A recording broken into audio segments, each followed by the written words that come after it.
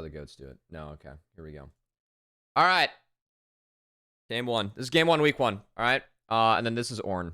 Because this is bugged. And Digger is playing the tank comp. Like, I think Dig's comp is like... I mean, this is like a very safe 2-threat comp, right? I think the only issue is that... Or, I mean, there are issues, right? I mean, first off, you have nothing to really... Like, it's really hard to defend against the Nocturne Orianna combo. I think that Milio is actually a decent way to like try and survive it because you just get a big burst of health from the campfires and the R. You also have Milio to get out Renata. I really like something I've been seeing a little bit more right now is that I actually really like Milio into Renata. I know that you get slammed early lane, but I think that the window that Renata has, I'm not seeing enough teams cash in on it. And for me, like if you're gonna run this, like I want to see a Poppy. So something like this, like you can dive. So, like, I know that they have Callista and there's 4-pick here. I do think the Poppy is like really, really good with his core, so I like the Poppy ban, but I think the Poppy is actually something that at least synergizes well, because then you can utilize the power of this like 1 through 5. It's like really pressure bot. From there, I also don't love this draft because you are giving C9 3 winning lanes. So I think that's another issue that Dig has. Like the Ornn is gonna neutralize, but like C9, like they are showing 2 winning lanes, and then in the next round of bans, like, Dig do not deny this. Like, I know that banning out Jarvan when you're showing a Felios Milio is valuable, and I think banning out Akali here is valuable. But at least if they pick Akali, you do have a lane that like, you can play off of, and if you're planning on going Ornn later, like Akali, you can run Ornn to the Akali in that side lane. Akali can build a little bit differently, where it gets a little bit hard, but you might have been able to at least have a lane where you have a little bit of push. I don't love... I really like the pieces that Dig have. Like, I think the first 4 is good. I think that the Ornn pick, for me, like, unironically, I think that Sion, like, has more value this game than Ornn, just given that Sion is AD. I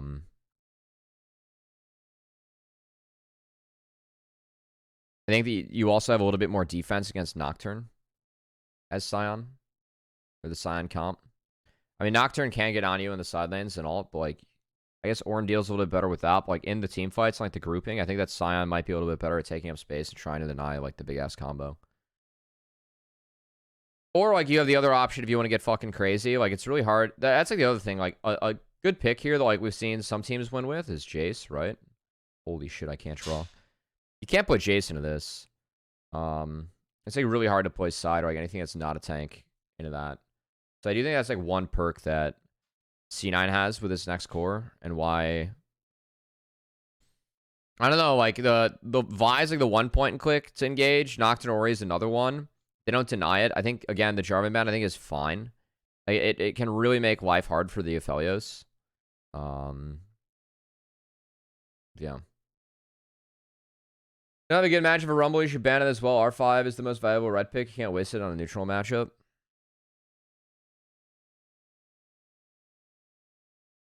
I think that's reasonable too. I don't mind like the first 3 though. I think Dig's fine here. Like they're gonna be behind, but like you're like Azir, Aphelios, Milio is a decent enough core. We can put pieces around it, right? I mean, you could also argue that like you should have banned Rumble after you saw this, but I'm fine with the TF bans. I actually think the TF's like really good on this patch. And if you don't want to give that to C9, that's fine. I was kind of bummed we didn't see TF.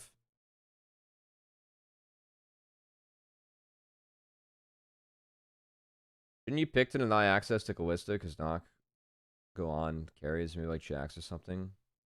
Deny damage from them. Yeah. I mean, so that's part of the issue, right? And like why I like C9's draft is that you make that option a lot harder when you're gonna take something like Nocturne.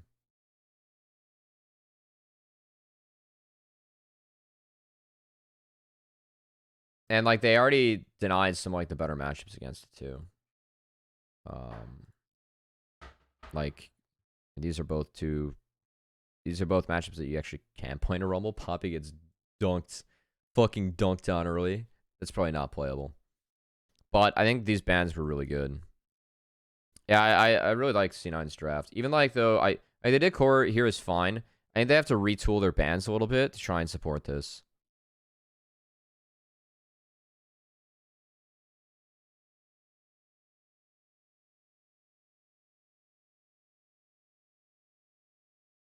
All right.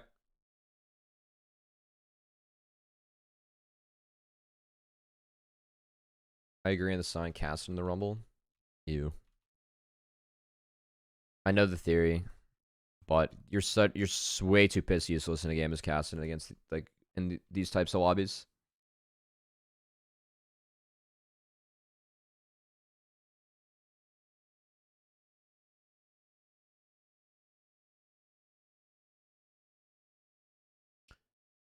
All right. So does Fudge spot this? Yeah, I'm just gonna say yeah. They know we're actually starting. Oh, JoJo went for the hard shove.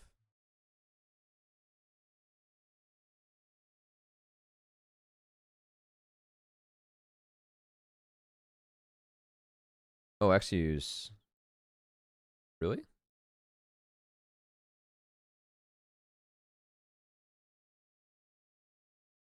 Hmm.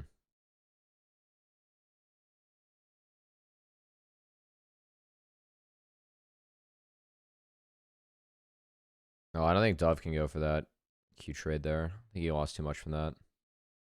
What? All right, Dove. You're good at Azir. This is your best champ, but this is... The Dove can't go for this because it makes him vulnerable to this. He's trying to get out with Fleet. I think he's just going to let that shit come to him.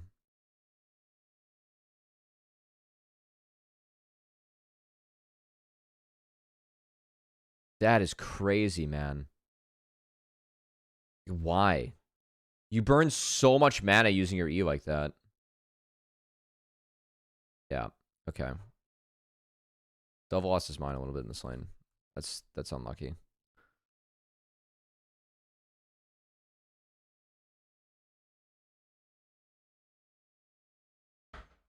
Also, the XU path that he took, like he crossed. He knows that like JoJo should know like it's not feasible for the Maokai to be here, and Maokai is gonna wrap up around these camps, right? I don't love the XU path. Like he does get a decent amount of his jungle, and he will get respawn raptors. Actually, what does he get off that invade though? Like, what do you get off denying Gromp? You're never gonna deny it again into Rumble Ori as your sides. You're just taking a camp to take a camp.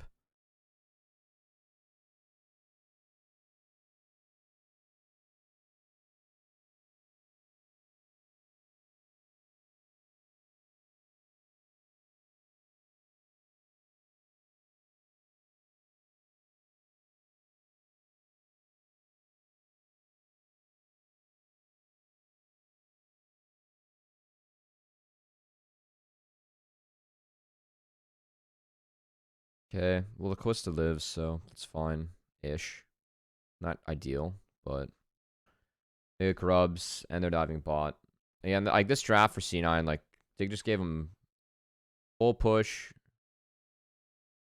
with winning jungle early. I don't know. Do we chalk this one up to draft?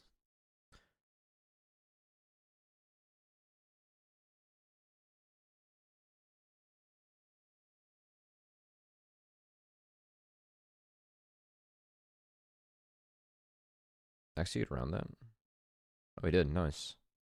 That's good. All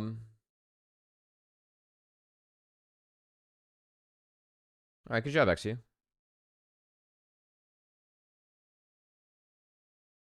Wait, Fudge was walking here? This is based. Oh, I really like this timer from Fudge. This is really good from XU. I really like the timer from Fudge.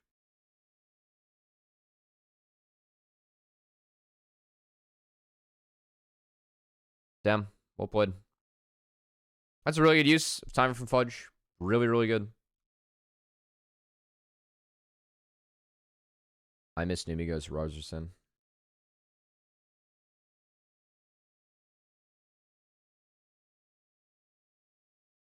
Wow, that was really good from Fudge. All right.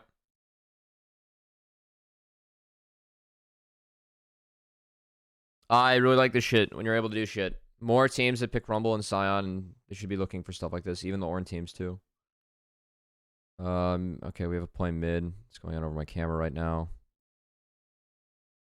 And Blabber hits 6 first. This is partly because of Grubs. And again, like this path that Xe took, he's been involved in the lanes, but like, that camping tonight was for nothing, and Blabber ended up taking a camp later in the clear and then just got more because he's Nocturne. Hey, what's up, Light Balloon?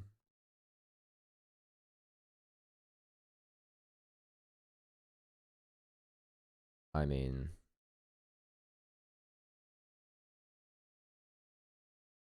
that's not a winning strategy.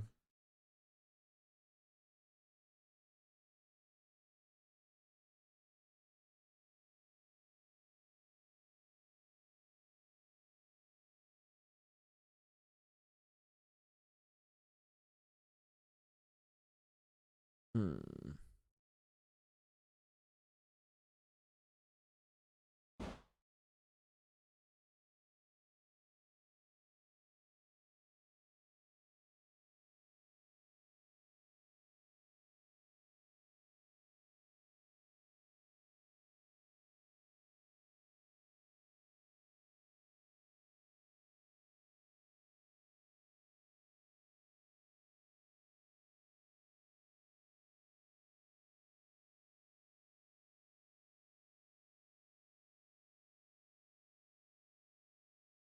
All right. This game. Oh boy. All right. Good flush. Actually, well done by Dove there. Like, you can like use the terrain to like not go as far into the shockwave. It's pretty good. Nice casting last night with Kangas. You look like you're having fun. I appreciate that. Yeah, Steve's fun to work with, and trying to we're trying to have fun this year. You know, it's fun to have fun. I think I've always like had the mentality, you know, like because I come from at least being team side a little bit. That I do this to like honor like teams players and like do that first. Usually it leads me to be much more serious about how I cover this, but we're gonna be okay this year with being a little bit stupider, you know, having a little bit more fun.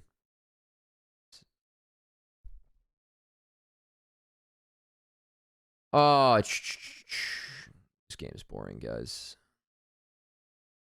There's not too much to talk about here. I mean, like a couple positives, like the Ornn is gonna be Ornn's in a good state right now. He got the Canic Rookers, so Rumble lands whatever now.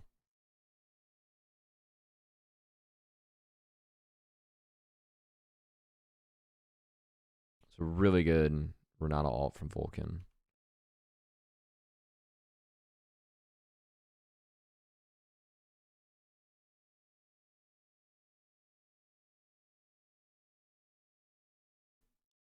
And Fudge isn't at this play, and C9 just completely disengage.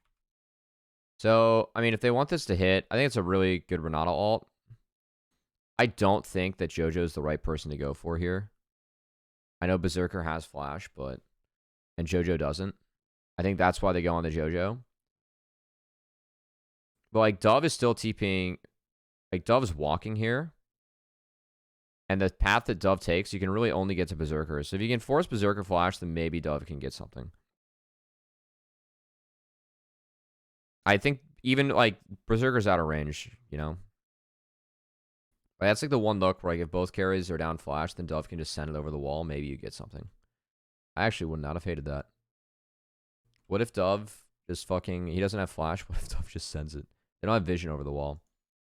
I think if they have vision for Dove, he could maybe go over 2 walls in theory if they like baited them back in. But C9's really smart about this. They just walk straight out. They know it's no play. And Fudge got something top. I like how decisive C9 was on that disengage. It was good. I actually like how C9, like, they didn't fuck around with that at all. They just dropped it, and that gets you out of the map a lot faster, like, do something next, so. I think that's really... They didn't fuck around. Like, it was 5v4. They didn't even try. It's okay. I think that's a good understanding of what they want to do. Because they just, like, want to play with their ults up.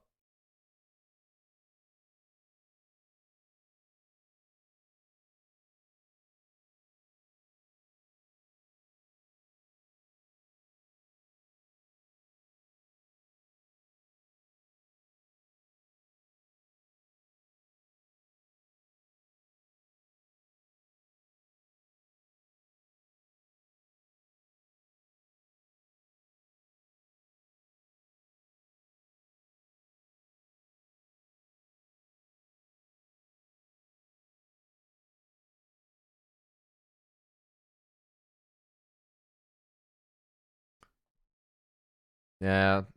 I mean, this is good. Fudge didn't hit the wave for this. He's gonna drop some. That's fine. I like that.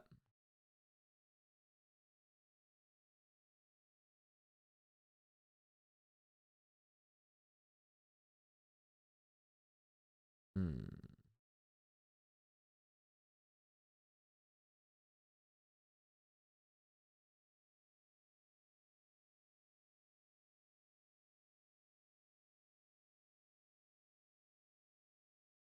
Alright, so this dragon's on the menu for C9.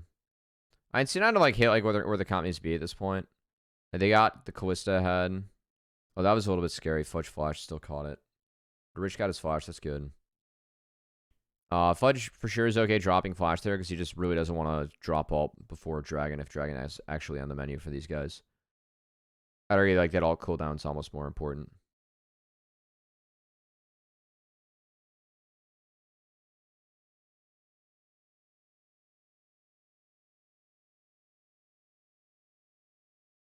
I mean, it's not even... Oh, yeah, I remember this fight. This fight was actually kind of close. It was a really good ult angle from XU. It's like this catches a lot of people. Berserker does a really nice job of navigating that early.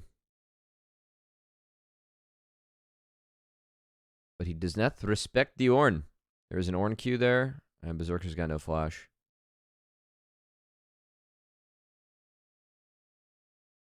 I shouldn't see if... I'm gonna see if Berserker ripped anything. Did he rip there?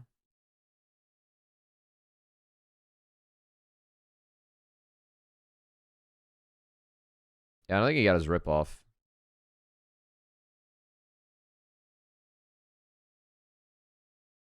Okay. Hmm.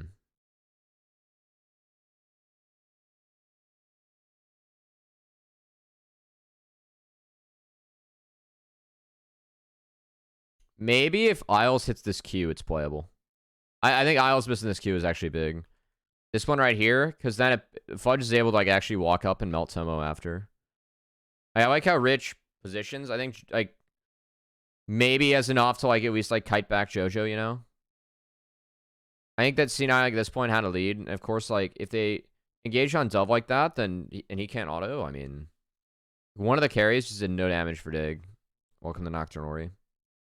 It's a nice follow up from, I mean, everyone. The fact that he got R off is like kind of lucky because it was right before Fear came in. So go Tenacity if he has any of those points. Yeah. All right. C9 wants to fight like this. Their cooldowns are lower, I believe. Yeah, there's still no Shurima Shuffle, and there's still no Milio Campfire.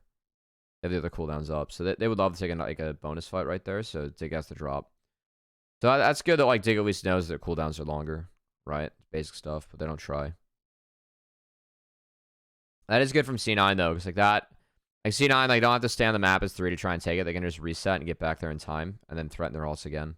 So I actually like how C9 played that reset, given like how the comps are set up. That's good. That's good from C9.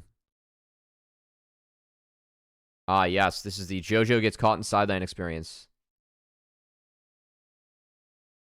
Alright, so C9 are playing 3 lanes right now. JoJo's trying to catch this one high, and he sees 2. So he flashes that Azir's not DPSing him. Honestly, he does a really nice job making sure that he's not engaged upon. Dove flashes the ult. It's really good. Ah, yes. Rich needs to throw this ult at Blabber. This needs to go to Blabber. Because they split targets here. And if they pick one target, it's way better. It's a really good flash from Blabber to follow through, and then they get the rest. I do think that Fudge is a higher value target. You need to make sure that your Azir is out and autoing. So, we'll put C9.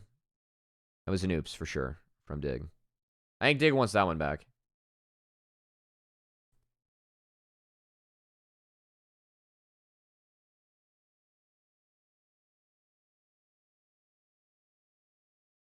Yep. Honestly, nice response though for C9, like attacking here. I know that like neither marksman's here, so it can only be a 4v4. And you think that like this is like where the 2 threat versus the 3 threat comp is like it makes a little bit of a difference, you know? Like, you have an Aphelios Milio in your team, and then there's a fight where like the Aphelios isn't there with the Milio because just based on resets, that's not ideal. It's like way more valuable to have like the Rumble into the 2 tanks and not have to deal with a marksman there, you know? So I think that's unironically like a pretty good take from C9 too, even though they were down members. So it's actually I thought it was a good game from C9. Like I think the dig comps is great, and like C9 can do what they want in this game, but I think they played it out pretty well. Oh shit, this was not this. This was the pause. Yeah, I was here this day.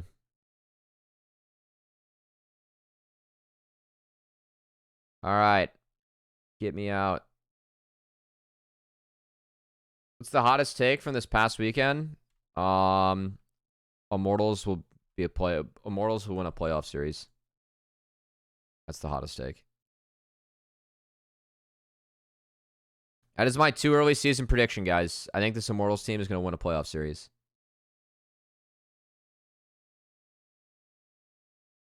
Way too hot, way too early take.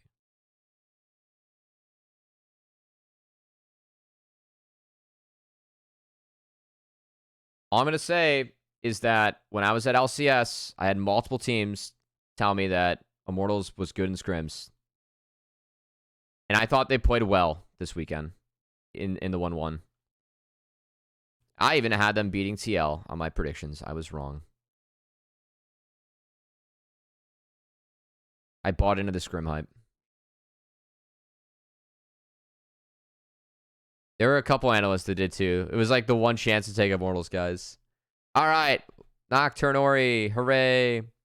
So it says that Tomo has flash in this. I actually don't know if Tomo has flash. I think all the summoner spells got bugged after this. So I'm going to just assume that Tomo didn't have flash. Also, this comes down early, I think, from Isles. Ooh, maybe not. Because he like wants to save it to like after the fear. And he wasn't able to do that. It was well played. Alright, Isles did not throw that out early. He threw that out of necessity. Nice cancel from Vulcan. That was cool. It's clean.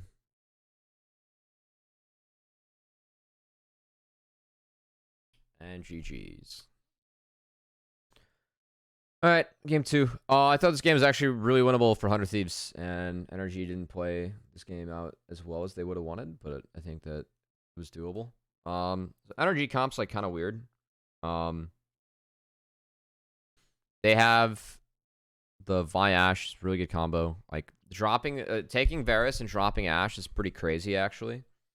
I can see why 100 Thieves did it. It's actually me. I'm still not surprised by this. The 100 Thieves comp, though, is like pretty well rounded. Like, I think the NRG, they had to pick the Azir into the Akali so that they actually had consistent DPS in this draft, because this is all like kind of poke buying space, and this is just your engage, right? So it's actually kind of a tricky comp, I think, for NRG to run. You have solo frontline Vi. It's not easy. 100 Thieves is much more balanced. They have Sejuani and 2 melees. They have a DPSing Varus could be DPS, could be poke. I think that in this draft, it's actually kind of hard because you want to run poke into this really bad. And that's what Meech ends up doing.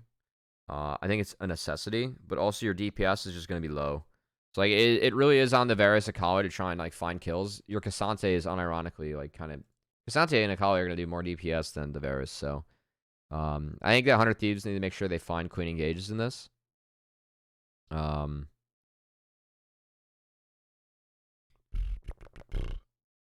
They also like I think that the Rakan Sej Cassante, like Rakan loves to piggyback off people, so I think that the Rakan was actually decent here. Because you get some sustain in the double poke lane, and then you have ways to engage on it later. So for NRG, like they need to win lanes here and make sure they have a bit of a lead and can use that to kind of bully 100 Thieves around the map. 100 Thieves ever find any angles to actually break this open, it's pretty good for them. It's like they don't really have any ways to deal with Sej, Cassante, Akali. It's hard. I think we see that in a few moments in this game. 100 Thieves actually played alright this weekend too. Oh my goober.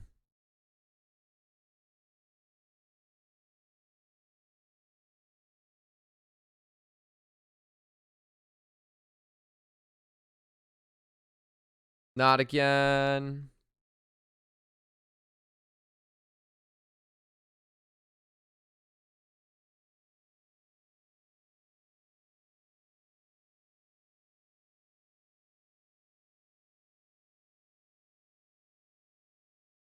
Okay. So River is not on his red buff. Now, there is a ward on the red buff that wasn't exactly known. So Contract still doesn't like no that River's over here, but it's a pretty good start for River. We'll find out. River sacks a lot in this game to set up bot lane. And I think that, yeah, I don't know exactly how I feel about that. Because I love the response that Contracts has. Like, he just runs straight in the River. Like, he knows that River doesn't have a red buff. And he's just going to come find his ass. Which I think is really smart.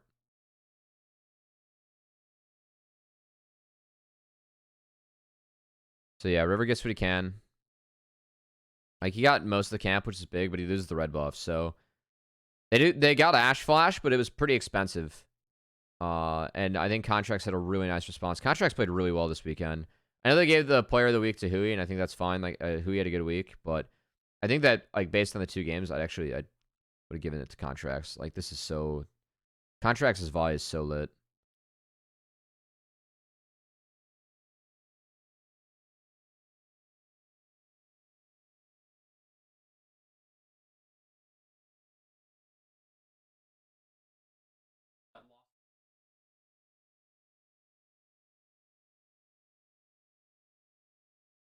Okay. But this was actually nice from Quid.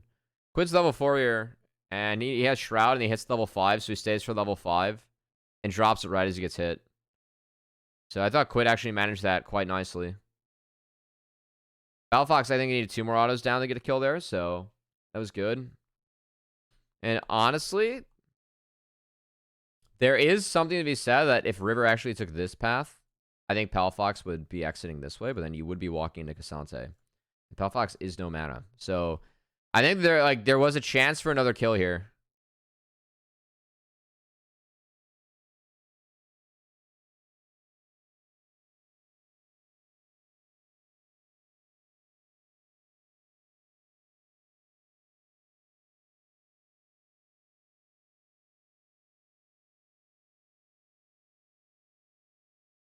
No.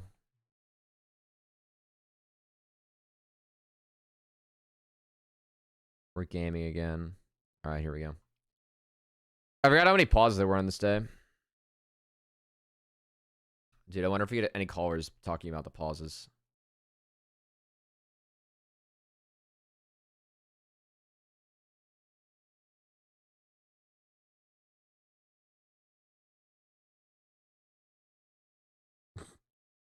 Sure, that'd go over great.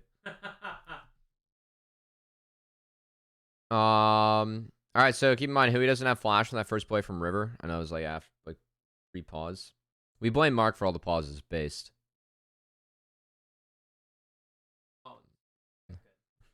The commish one, not the LCS caster one.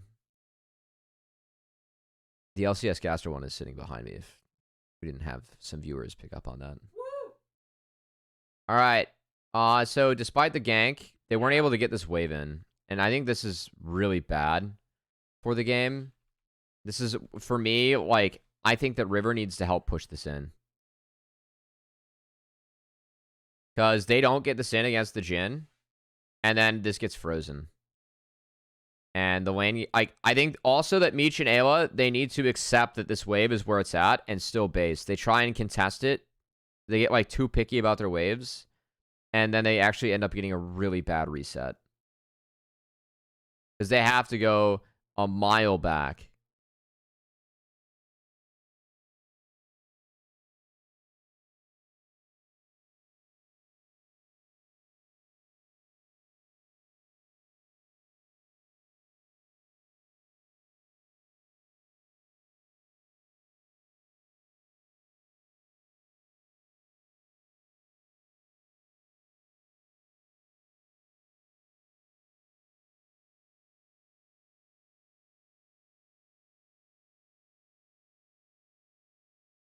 Really like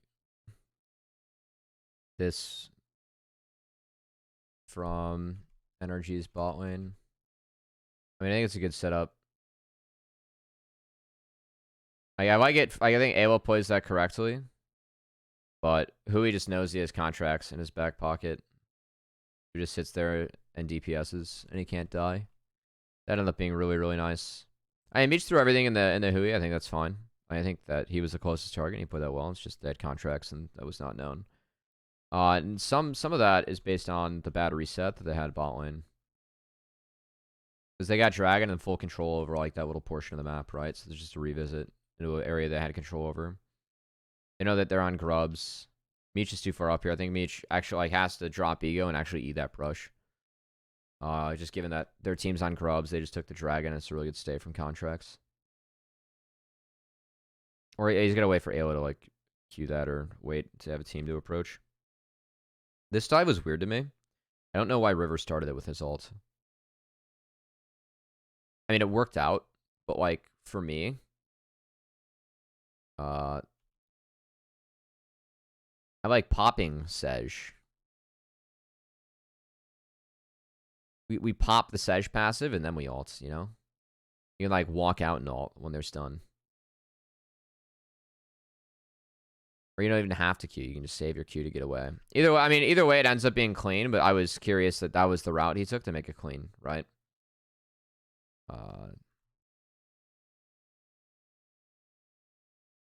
Super Cubby.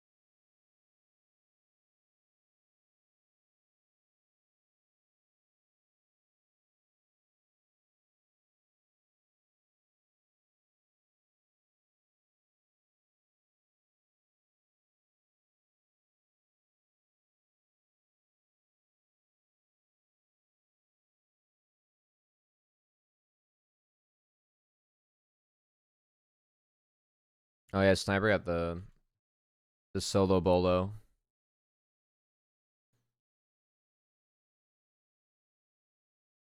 That was a nice read from. I'll give Sniper. That was a nice read, but he could have had it here.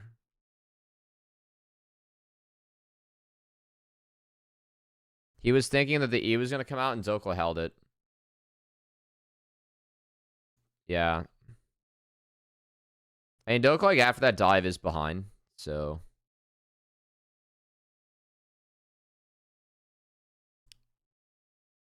Good find, though, from Sniper. Okay. Meanwhile. Ah, yes, this play. Alright, this is actually huge from Hui. So Meech doesn't get his arrow off. Hui's going to hit ECA onto Varus right now. So you see that? If this arrow hits, it actually saves Contract, or like Contracts dies, and then Contracts gets Sundered Sky Healing and plays it out really nicely, actually. That flash from Contracts is so lit, guys.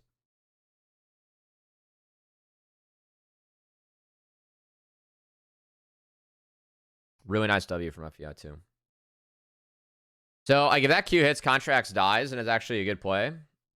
The flash from Meech was unfortunate, though. It was. I can't blame him too much in that one. Because, like, yeah, I can't blame him too much in that one. Palafox has flash up, right? So, like, if he flashes straight back, Palafox can just flash answer. He would get a bonus one out of it, so it'd be better, but I think that the wall is, like, the one place he can go over to, and it was so close to, like, being where Contracts flash was that I can't be like, you suck. It was unfortunate for sure. Also, I really don't know why Quid went Mask in this game against Squishies. I don't know why I'm seeing a Mask. I didn't like that from Quid. I don't know if he has access to math that I don't, but I didn't get the Mask.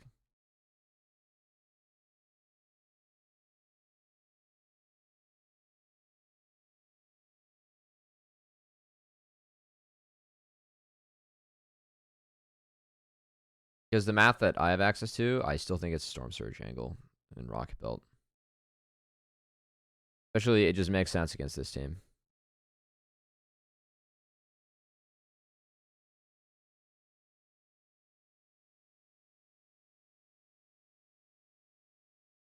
Oh, that arrow from Hui was so good, actually. So, Quid popped his ult here, right, to start this play.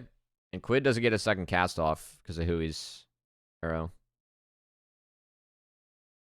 So, like, Quid's, like, trying to execute off this, and then he can't, and it times out after contracts. Okay, it didn't time out, but it still saved Oakla from that, like, all the pressure. Really like that. It's really good. Hui did have a really nice game. I think contracts is the one that kind of broke this game. Hui had a nice game. This was terrible. Okay. Actually, fuck. I didn't even talk about this, guys. I was sitting in the audience, so I was watching this game with Kelsey. Or Kelsey Moser. And I was pissed about this. This game, I haven't had on this yet. Let me talk about this. It's like big perspective. This game, we have solo lane matchups, right? This is about where things break out. So our solo laners are Cassante Akali, and then Jace Azir.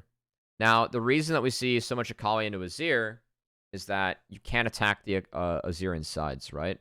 You get Azir in long lane, and you have a jungler, any help that comes to the Akali. If Akali gets ahead at all, you pretty much just one-shot people in sides, and it's really tough to deal with. Now, Cassante also, like, in the long lane against Jace can actually do pretty well. Also, Ari the Valkyrie, thanks for the follow, and Otaku. Are these working? Oh, my notifications aren't working. Curious. I apologize, guys. I'm not getting it works. Timing could be great, but like you said, Cummy. All right. When you match up for these side lanes, I think that you have kill pressure in the Jace with both, quite frankly, especially with this. You do not have kill pressure as Cassante into Azir. And I think that, so therefore, I think the matchups that you want are this and this. And you want to try and hunt and find these people in the side lanes, right? Because that's the goal of the 100 Thieves comp. And this game, so from here, right? This is like where we just saw NRG's bot lane reset, and they're going to walk mid. So they're going to put their solo laners in a side lane. Okay? So Jace deploys mid with them, and Jace actually picks up this wave because the Jin's behind. Now, while that was going on, Azir shifted top into the Cassante. That's good. NRG wants that matchup. This matchup is free as fuck for Azir. Like, you literally just farm and hit the wave. If you die, you're bad. There's, like, no other way to die besides being bad in this matchup. You can always just run away.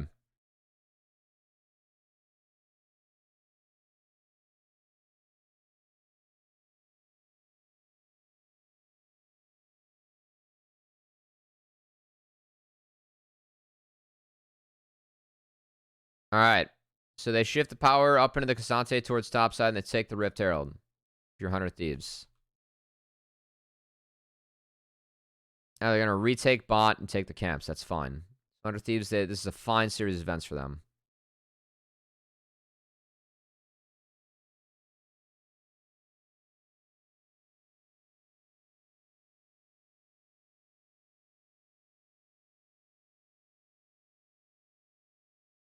All right. So this is where we see the play that we just saw, right? So they neutralize this part of the side lane. So the Akali gets fucking nothing here, right? Look, Palafox is up a level. Sniper has the resources, has levels. This guy's the tank, right? Cassante is, like, pretty much mostly numbers based. You don't, like, gold is what it is on Cassante, you know? I'd rather have my gold in the Kali. I think she needs it more. She's got to start popping people. This TP from Quid is terrible. Now, here's why. What I just talked about, right? We want the Akali into the Azir. When Quid burns this TP, yes, Palafox has to base, but they just cleaned up this lane down bot. You can kind of see. You're going to completely enable now for the next set of plays. NRG gets to pick the side they match if they win again. You see Sniper base, right? I honestly think like at this point, like you almost have to send Sniper like up top just to try and like fool them or fuck with them. Because look at this. Jace is already going into the Akali lane. And this is the better setup they went for Dragon too, by the way, given the timers. So we run this right before Dragon. And then Sniper isn't going to match the Jace. He's still going bot. So you get the same shit matchup for Cassante. This isn't... this is a team thing for 100 Thieves. And Quid and Sniper have to communicate like the matchups that they want with... And River, like, and 100 Thieves should know this, right? I'm not describing hard League of Legends. It's like, hey, what side lane matchups do we want? That TP completely takes away the option for you to pick the side lane matchup, which I think matters a lot this game for 100 Thieves. Because there's one matchup that's good for them and one matchup that is not. In terms of, like, energy in Azir mid. The Akali into the Azir is so much better than Cassante into the Azir. And it's part of, like, why Palafox gets out of control this game. And Palafox doesn't even play this game great. Like, energy doesn't play this game out super clean. But I think, like, there are a couple things, like, in this game that just made it really hard for 100 Thieves to come back and win this one.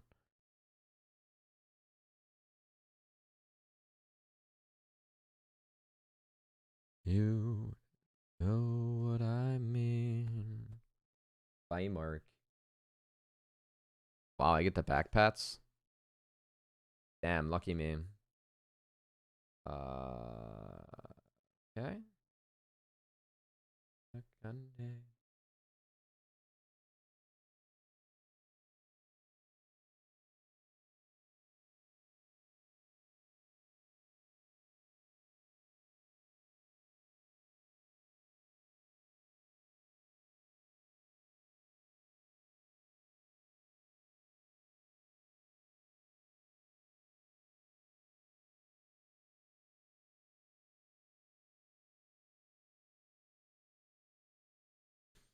This fight was weird. All right, keep in mind, guys, we're still keeping the same side of the matches for the whole game. 100 Thieves. Is Karma the guy on the Chiefs? Yeah.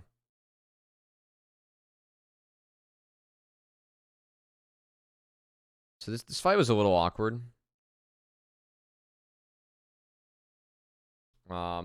Energy TP's in. So again, like, this is a good opportunity now for 100 Thieves to like play sides and actually attack. I think Energy has to stay grouped up like this. They lose Hui. That's whatever. It goes over to Sedge, which, like, that's the only bummer.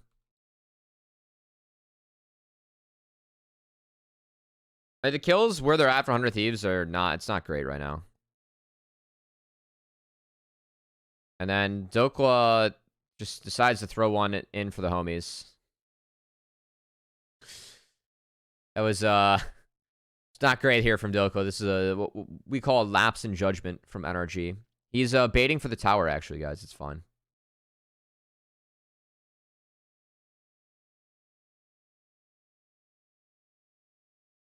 Energy, like, actually did turbo grief there. Good movement from Meech.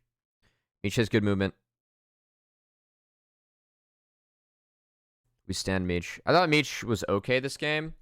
I think, like, in this weekend, we saw, like, the rookie marksman, like, both Meech and Masu kind of got... There was, like, a couple times, like, their lane states weren't what they needed to be, and they got a little bit exposed from that.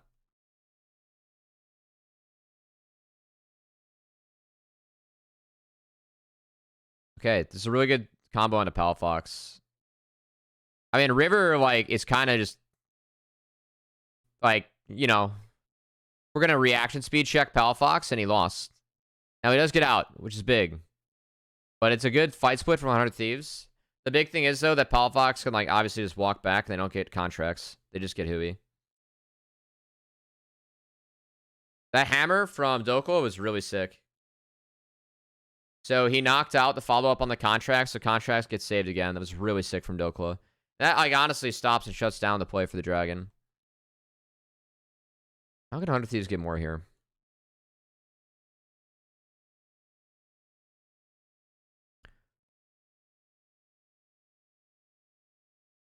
Oh, Meech, no. Oh, he missed his ult. He didn't readjust to where Sniper is. See, like he's throwing the arrow, and Sniper has his empowered Q here. I'm going to say that Meech has to react to this. Because he's throwing out the E2, and then he throws it just into Narnia. So if he hits that on the Palafox, and Palafox dies... Now, Palafox didn't really do much else throughout the rest of the fight. It's literally just FBI on Jhin went really big. Like, Jhin did a lot of damage here. That's... Oh, the hammer from Doke was still so good.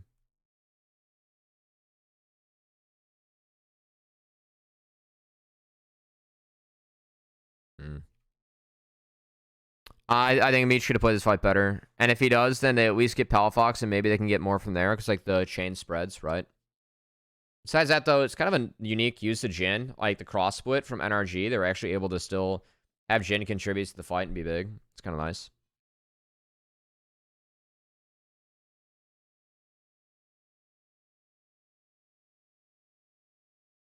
Alright, third item, Verdant Barrier for Palafox. I do not mind that against Poke, Varus, and Akali, and Sej. It's not bad. It's a lot of value from that.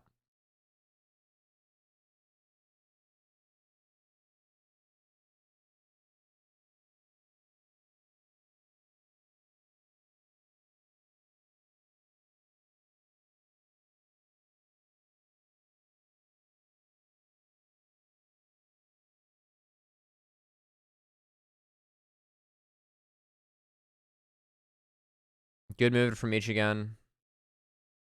Set a couple nice ukes.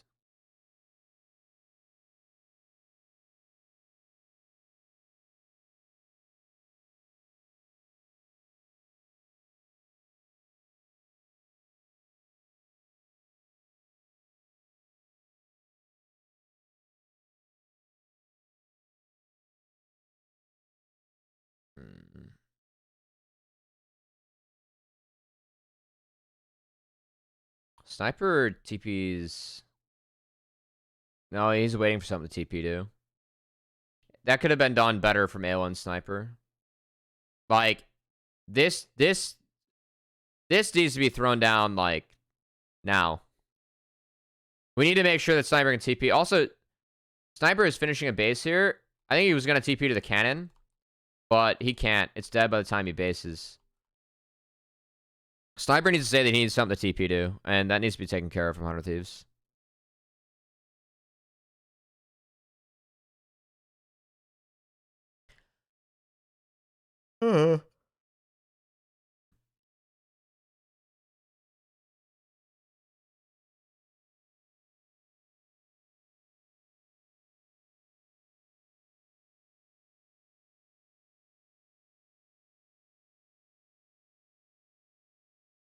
Still kind of a nothing burger. And they had a good catch on the Palafox, right?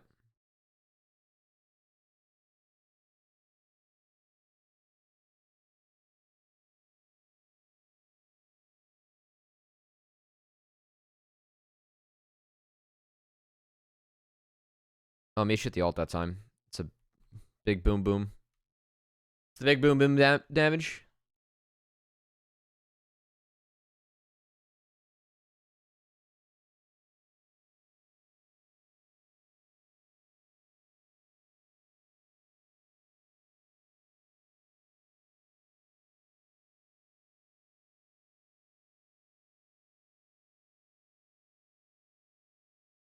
It's a nice buffer from Sniper, and he does get Contract's flash. I think Contract's jumping in here is not great, but I don't.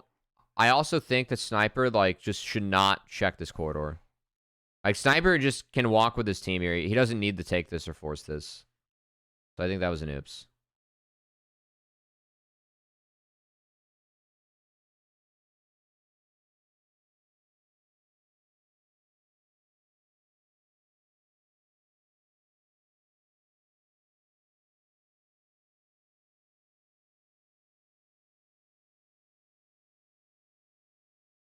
I also, like, by grouping as 5 like this, I still don't think that, like, this is the win condition for 100 Thieves. I think they needed to get more picks and sides and just given the leads that NRG had, or like how the map played out, and the 100 Thieves electing to fight the wrong side lane matchups, I think that's just got out of control from them.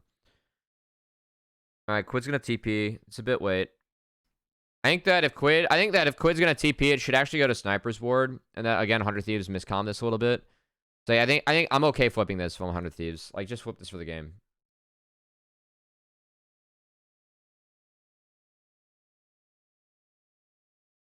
This is like a decently good scenario for him right now.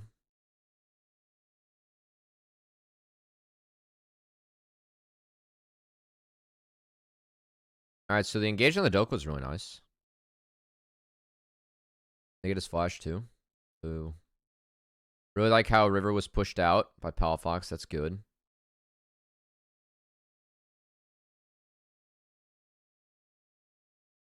I think Palafox and FBI put this really well. I think FBI also had a really nice game on Jhin. Like, this is such a great angle from FBI, man. Look at this. This is really fucking smart from FBI. Like, how he drew this line. Like, it completely takes away any chance to, like, walk into them, you know? It's really good. It's really good. That was really good. FBI's had a couple really nice ults this game. That was really nice.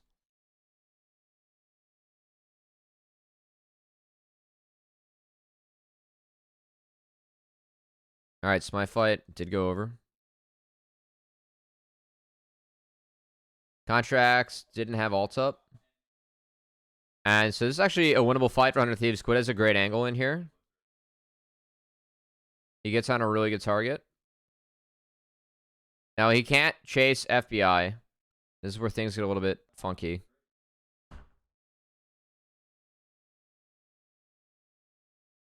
Sniper tries to gas like an FBI flash here with his third Q. FBI doesn't have flash. So he ends up trading. And then Doko just pounds. So Doko still doing a lot of damage on the Jace from behind. Let's just Jace things. Jace does damage, you know. It's fine. Maybe if... there's not a lot of ults available.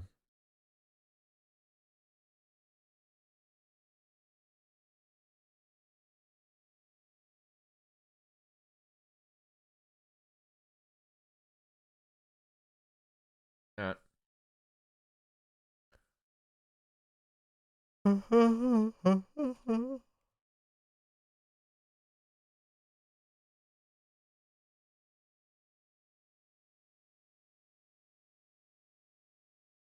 Vi plus Ash equals win. Again, like, Sniper is spotted here walking up, and Meech is like on reset, not on the wave. I think that River and Quid need to chill a bit. And this is a good take from NRG. Because they know they don't have anyone bot. So they just know that they have numbers, and they just ball. Now, Palafox getting caught here is bad. That was bad. It's really good that Meech got this.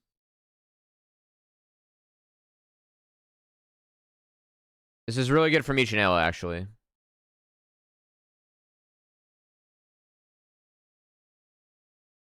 But damage is kind of still already done.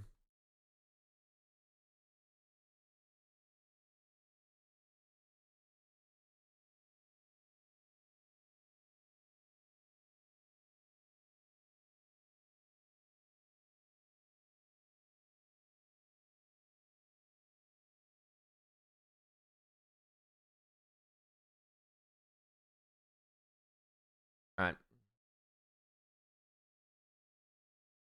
I mean, honestly, like, besides that one fight where Meech missed Palafox and, like, one wave being mismanaged bot, I think Meech has actually played decent this game, too. I think each of these guys have actually done alright.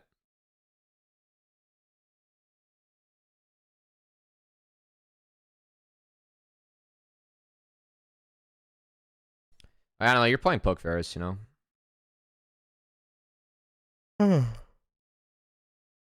Oh.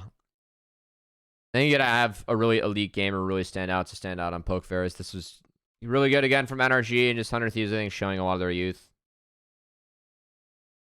Like, there's a ward right here. They need to respect this. You can see that Ash is spotted with Palafox right here. And Quid's, like, still stays a bit, and Ayla's also in Narnia, and they just, yeah. Rookie of the Year over Sniper. I mean, I think Masu is still my favorite. And going in, guys, I just want to say the video I made on Travis's channel, I did say that I expected Meech and Masu to be the two best prospects. Or, like, the two best rookies, you know? That was, like, based on the ones just from Challengers League. I actually think pretty highly of Mask. I think Mask has been playing alright. It's a good find from Meech, just not enough. I mean, he ends up trading town with that fine, but I respect the looks at this point of the game. I expect, like, based on the play I saw from Challengers League, I expected Meech to be a little bit stronger than Sniper off the bat. I think Sniper obviously is, like, a lot more hyped, but I think it's much easier to play Marksman. And I thought Meech is actually, like, I think Meech is good. I thought Meech was good and a very deserved promotion.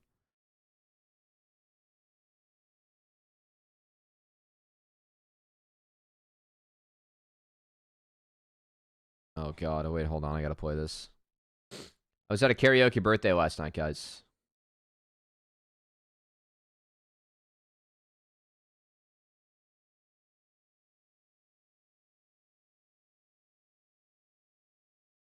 Yeah, so, like, I mean, here, like, Palafox is spotted right now doing the Krugs, right? So I don't blame 100 Thieves for looking, because they have a control that's spotting like, Palafox just killed it, and now he's going to come back, right? So Sniper does get a flash from Dokla. And then River tries to go in to protect Ayla. And then Meech, like, gets a chunk, but nothing's big enough. And Dokla lives. There's Chemtech Soul, and it's Kuros. Chemtech is not a useless soul anymore, guys, especially when you have stuff like Sundered Sky in the game. That's a really nice... Dude, FBI had a good game, too. Damn. That's really nice from FBI. It's an educated fish who was off Huey's W. He saw the flash. Damn. Nice. All right. Good game. Good game-ish. All right. 6 more. Yes, the FlyQuest win. I didn't like this draft for TL at all. All right, this draft for TL, we have double marksman. This is protecting them. The magic damage is a little missing, as the magic damage comes from these two. So makes it a little bit more efficient to go tank. Also, this champ is very strong in this batch. And this lane is decent. And this game get out of control. Because the issue, like, for me is that I really like Ori in games like this just because you can buy so much space with Ori. Just, like, the ball and, like, the threat of engage and, like, go, like, just pressing R. I think it makes it a lot harder for, like, a Lucian Triss to function. And...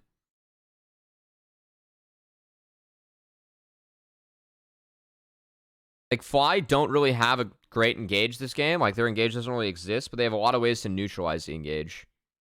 So, like, Trundle just takes stats from these two, and then all of a sudden, like, you can play front to backs a lot easier with a Trundle. And for me, like, this TL game, like, it's kind of weird because, or this draft, I should say. Like, Lucian Nami, like, the real value for me with this is that you get mid-prio in mid-game. Like, you just can dash up, throw an R, and get prio. I don't know, like, if you can't play into the Mordekaiser lane. Like, Mordekaiser can ult someone, and he can, like, at least 1-for-1, you know? It's a lot harder to play into the Mord lane. So, like, what can you do with the mid-prio, right? Well, you have to go to the Trist lane. And, like, in theory, Trist feels okay here, but Trist also gets pretty dreadfully, like, outranged by at least this if you can land stuff. And it's one way to control Triss. And if you combo it with this, and then you can threaten shockwaves, not to mention this too. I think that this space that Fly can control is really good in this draft, and it makes it a lot harder for TL. And they do have the stronger front lines because they have Trundle stealing shit. And they can spec armor. Like, vast majority just spec armor and they're chilling. So that, for me, put TL on a timer. And I think they need to, like, take objectives quickly. In terms of turrets. And I think it's actually kind of hard to do that, especially when you have a bot lane that has so much push in this. So, I didn't like this draft for TL.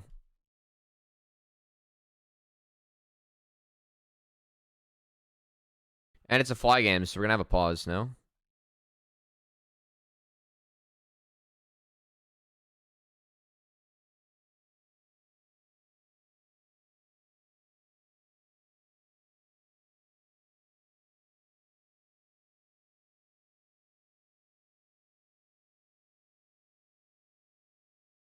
Good morning.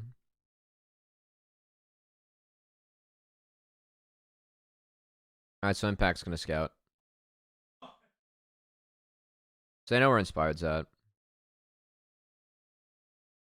I found it interesting that Busio just used a normal Q there and not the empowered one. And then actually Fly bot lane took a pretty bad trade early on. Like, that's fine. Like, Busio kind of wants to bait that. Because then he can walk up and pressure with an empowered Q. And it missed. It was a really, actually cute sidestep from Yon.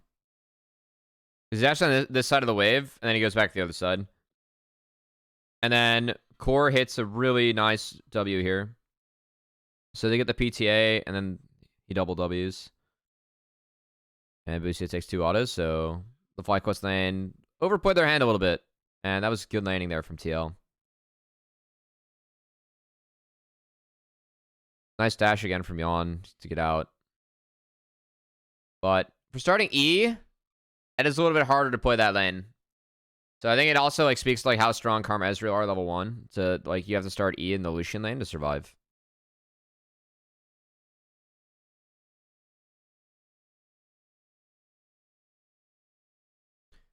Dude, we got a sponsor key. We got to sell Kia, guys. It's the multi-lane cam. We must shill. Oh no, not -1.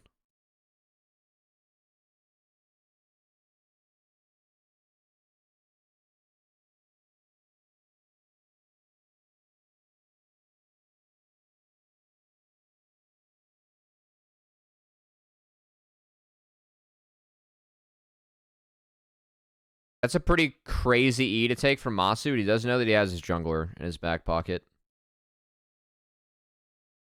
So Inspired, like, just full cleared and killed the ward, and he's chilling. TL pulls the wave to kind of, like, try and keep FlyQuest in the extended lane. Because they have healing versus shield, so... General rule, over time, you're going to be okay. As long as you have the manners. Get on down. I actually thought Jensen had a pretty nice game this game. There are a couple moments mid where I thought he played pretty well. We will point those out. Alright, so Masu was able to get in the base. Now TL got that wave all the way in, so that's fine. Whippo just thwacked Impact. If Masu hits this, it's actually like, oh my god, the fact that he went for this is so good. I love you for going for this, Masu. I really do. He has info where I think he like actually can afford to do it. I know his jungler's on Gromp, but if he stops that base, it's actually like really fucking hard for the Lucian Nami. It was really close. So I kind of like that read.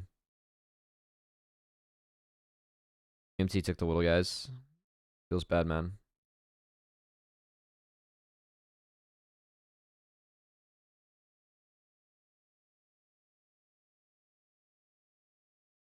Nice flash by APA. So APA goes in, there's a shockwave, APA flashes out. And he gets an ice trade on the Jensen. Now that said, Inspired took the objectives before this. Now Grubs are still up. I think Inspired just snuck 1, if I'm not mistaken. I don't exactly remember this game. But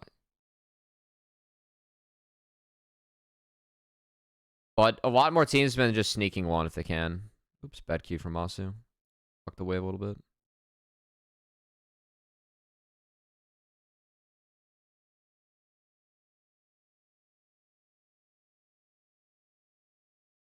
Good luck coming top this game.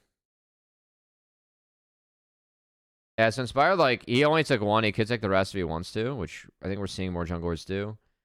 Nice ult there from Masu. Small, but just chaining it with the root's good. To get a summoner spot for that. Oh, that's right.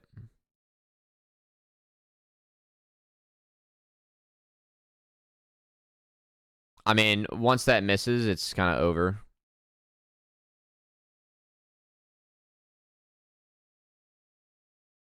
Yeah. I mean, guys, once this misses, it's over. Like, the game is honestly fucking over from here. I don't know. This is the one that Jensen played really well. Yeah, Jensen played this gank really well. So, Umti hits the combo. But that alt W from Jensen, it buys a lot of space away from APA. And then there's an alt that goes down. Then Jensen's able to bait it out really nicely.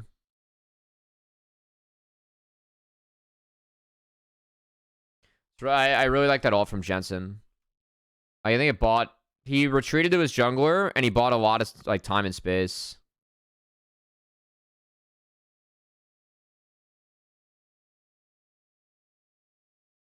It's good, though, that at this point, like, Masu has XP advantage on Yon. That's good.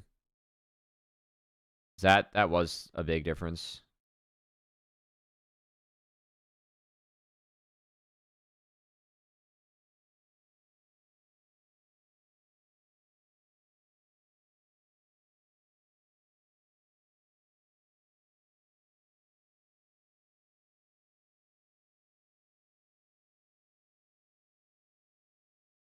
Did APA not have his Q steroid ready?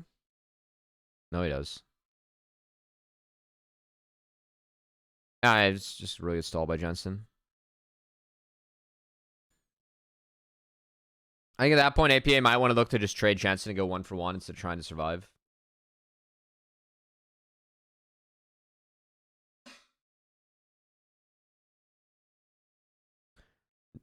Nice take from Bwipo. Or from Impact there. He got the flash off Bwipo. That was good.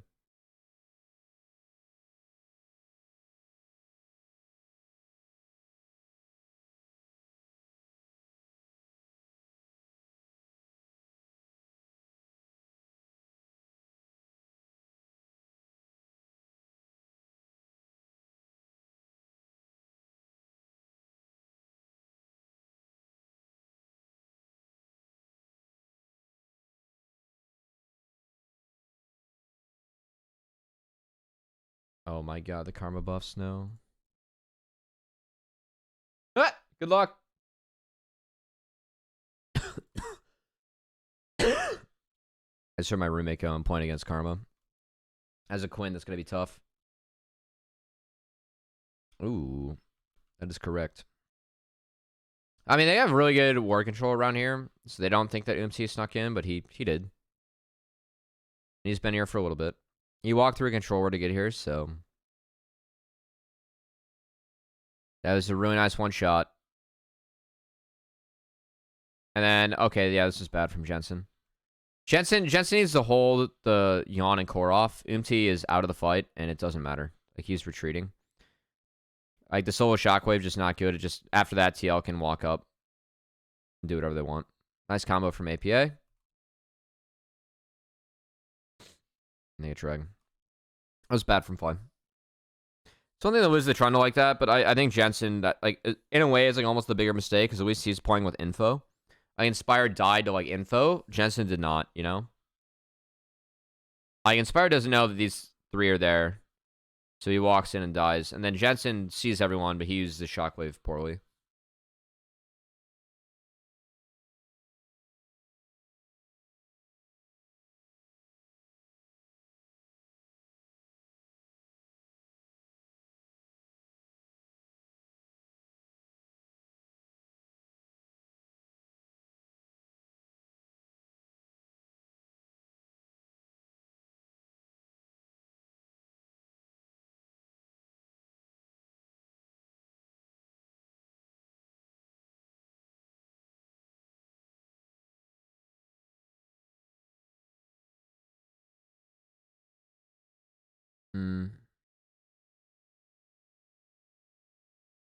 Dude, top line's been just the most honorable battle this game. A battle of epic proportions.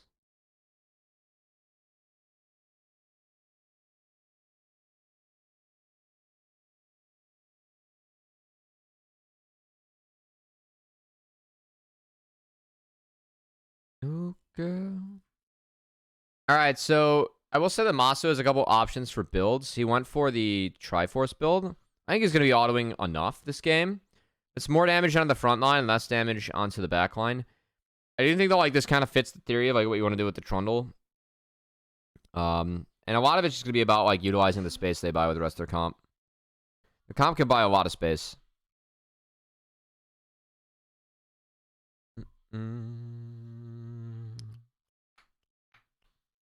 Damn, Blippo is playing that really well. Triss should win that side lane.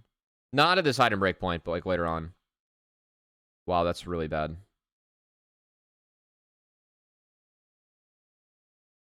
APA can buffer the E with the W. That was not good.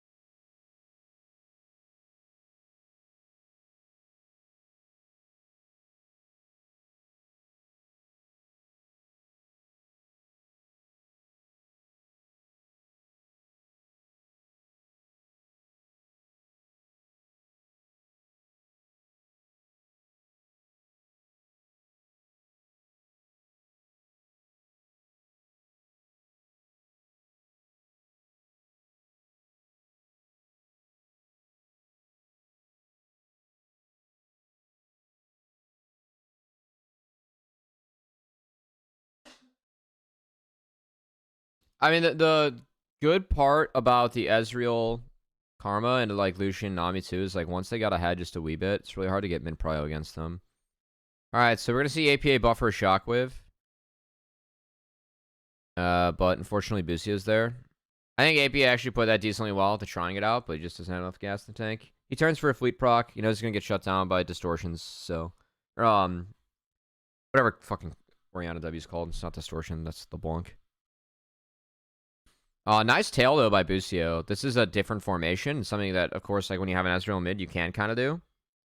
But Busio's able to actually like, sneak in here and make a play. And APA did see this, so.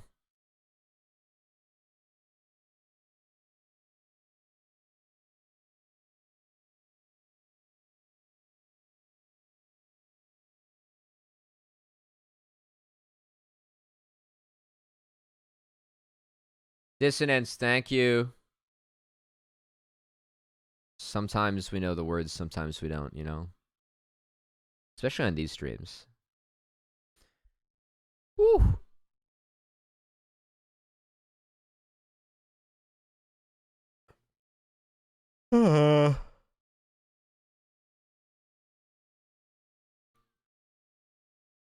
I finally made it to one of these. Hey, what's up? Delta BBX. Time to learn Pog. I've had a couple decent points. This game for me was boring because it was kind of over once Yon died bot. I call games over very early. Or I think like games get hard. I need Cincinnati Fear from last year to keep me honest. They came back from like multiple 10k gold deficits.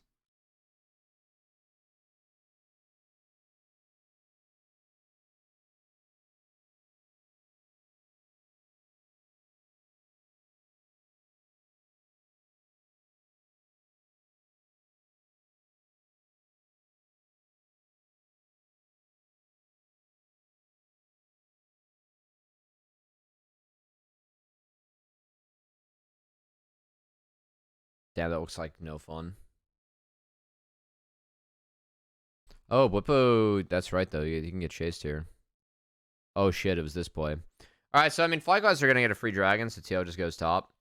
I will say that Blippo misses a few Qs here. Some of it... It's a little bit goofy, because, like, your Qs get pulled around by Umti, but he could have angled that one better.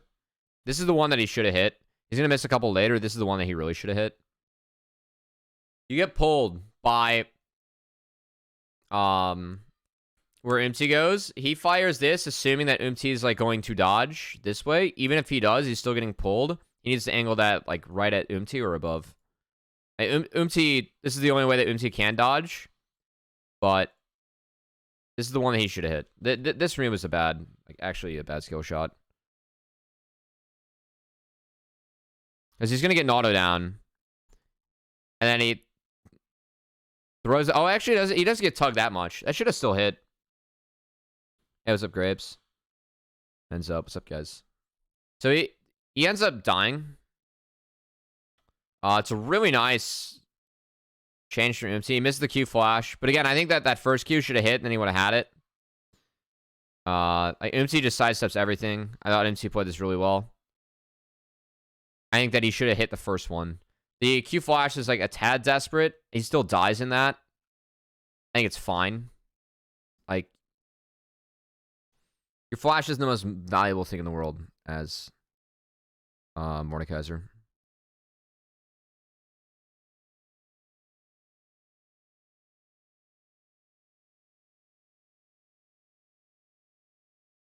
APA, yeah, it was almost a brotherly shove, unfortunately. It'd be what it do.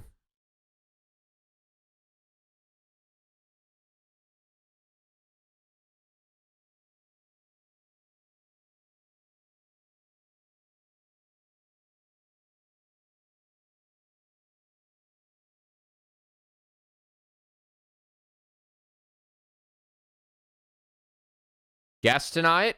Work in progress. We have a couple good things cooking, hopefully.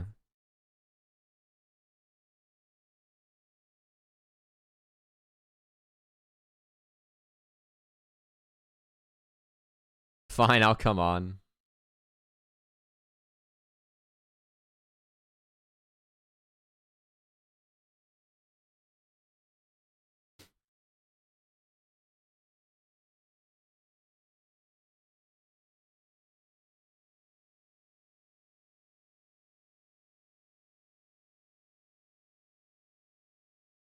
I mean, if I wrap this thing up fast enough, guys, I could hit the gym before Hotline League. That could be good for me. You guys ever like go to the gym after a night out and just have booze sweats? Or is that just me?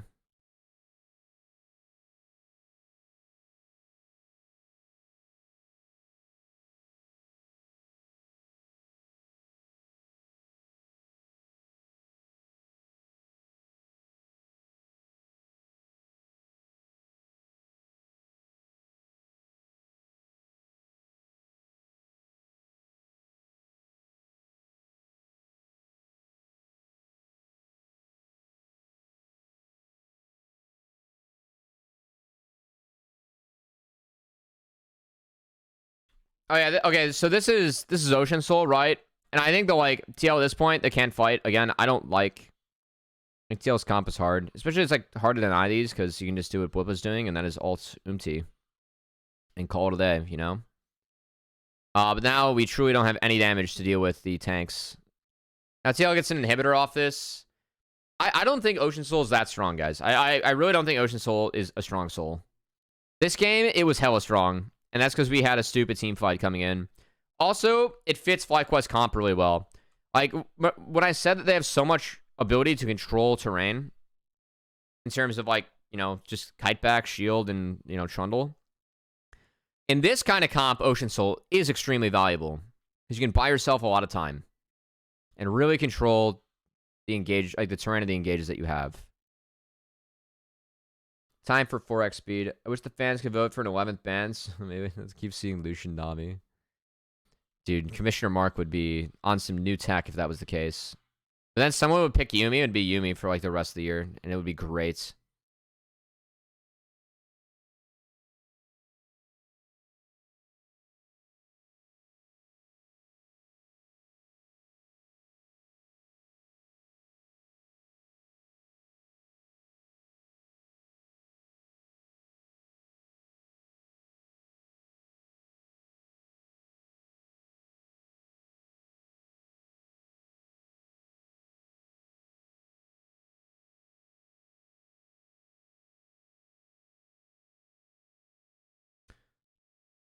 Yes, this was the fight.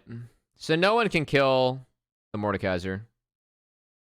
I mean, like, Yawn has, like, a decent ult, but he just can't do anything. Inspired Flash on him and got the Q slow, and then he dies. And Blippo just decides to live forever.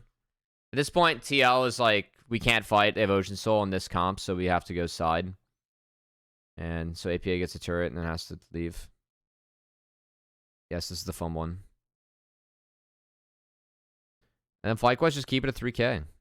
So they don't want Umti to get in. They don't have a Mordekaiser ult. I did like this.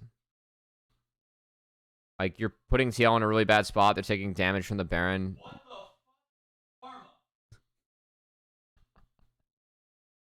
the fuck, Karma? I'm hearing my roommate bitch about Karma, man. It's so fucking turbo busted. Yeah, I mean, there's just nothing that TL can do at this point. So this game is over. I didn't like this pick ban that much. Oh, I'm trying to see if I can see myself in the audience. Some of these. I know I showed up for. Oh wait, I showed up before this. We'll go back in this VoD and we'll see how we look in the crowd. All right, so Bwipo just eats the jungler, and then this game ends. Oh yeah, Mordekaiser things. I was in the pick ban somewhere.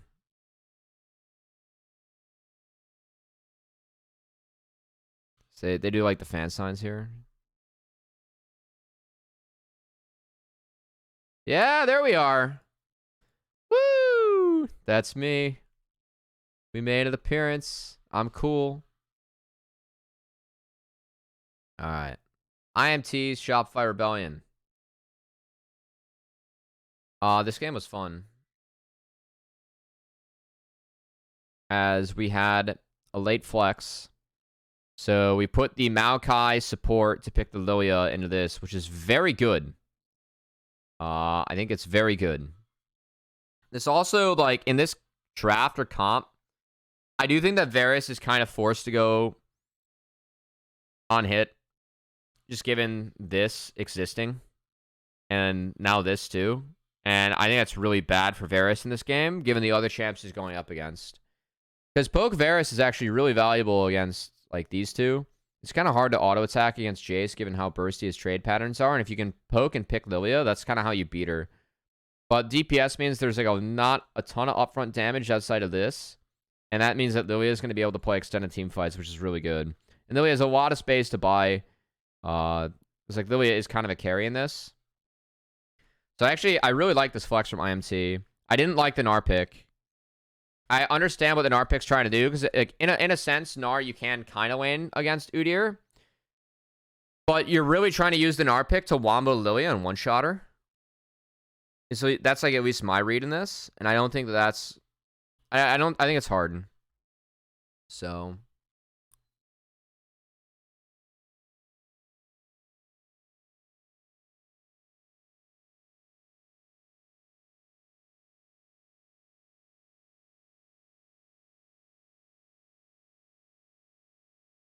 This is all spotted. I will say that I think that this is a bit of a trade. It depends on the next clear of camps for Armeo. Because like each Raptor is going to spawn at the same time. I think that what ended up like happening is that each jungler hand shook like the first 5 camps. Or not 5. It was the first clear and then like plus like the second clear. Because I think Armeo took Boogie's wraps, and then I think that Boogie took Armeo's wraps.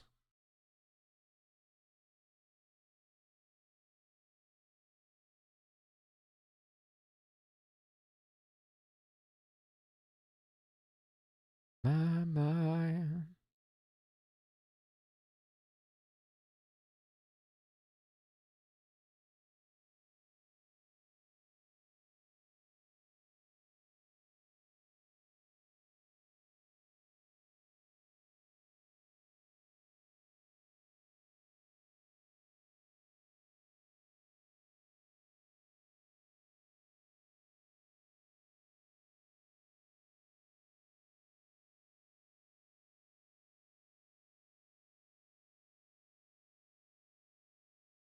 Yeah, so each jungler just got the next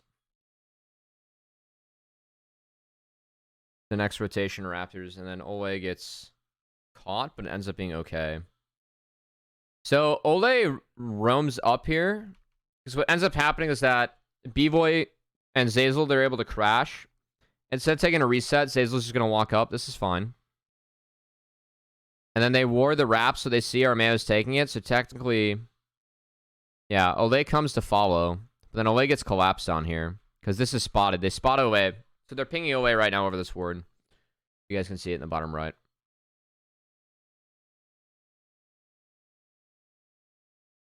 And they get the pick. But Boogie did flash for this. And now he's cooked. So it goes over to Mask. And Lilia wins these trades. So I think Olay walking up here is like okay. They also like IMT has mid prios, so I don't think that's a play that Shopify Rebellion could go for in theory. So I think that's them overplaying their hand a little bit.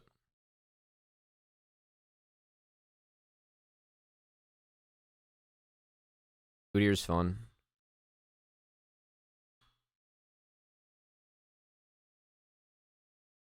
Calculated. We have Swifties to get out of the Udyrs, those. It's the new tech.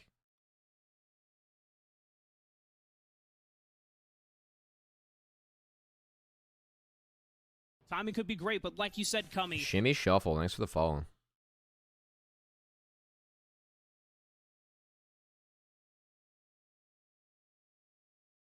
So it's grubs for IMT. I mean, given that you have the lanes that IMT do, not really a surprise. The push for Shopify Rebellion comes from bot. They're going to take the dragon from it.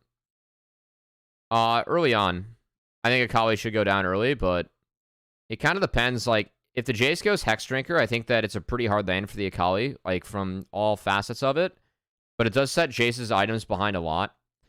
If Jace doesn't go Hex Drinker, I think you do have kill pressure at this time of the game. Like, Boogie's got to come mid. I would say Mask slightly overperformed in this lane matchup, but I do think that like this lane is pretty Jace favored. All right, so Boogie's gonna lose his top side again. I really like what IMT did this game because like when they did draft the Lilia, yes they flexed the Maokai, but like they have hard prio in it like mid top, and it really got like Armeo a good game. So he's ahead in XP, which is big. Like Boogie just hit 6-8 minutes in. That's not bad, not super bad by any means, but it's a little bit later than what you'd ideally want as Nocturne if like you want to make plays.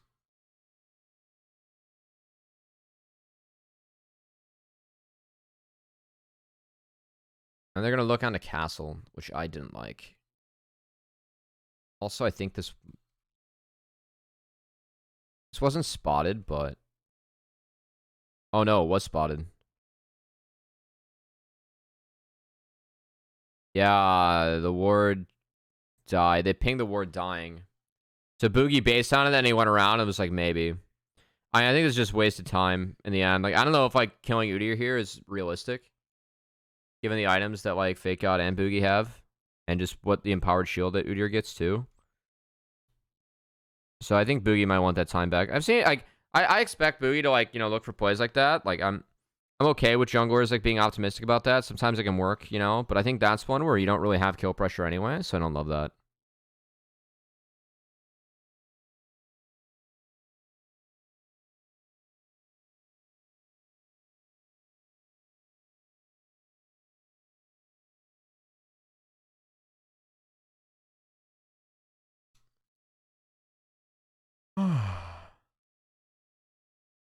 Nice tactical, got the angle to find the cannon.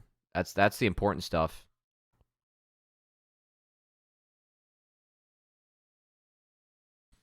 Alright, it is lethality Jhin, and it's on hit Varus. So on hit Varus is again like really the only way you can kill or even think about dealing with Udyr. Now Boogie's on the second set of grubs. Keep in mind that Armeo got 3, which they can track now. LCS changed that this year.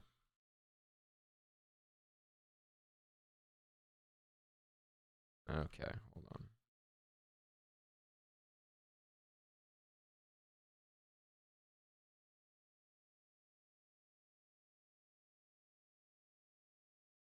Yeah, this fight was hard.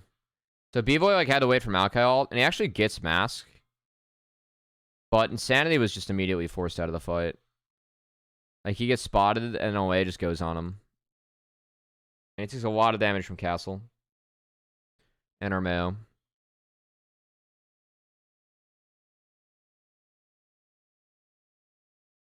And there's really just... Like, B-Boy doesn't have the items to deal with Udyr at this point. Like, Udyr is just too strong. So I think...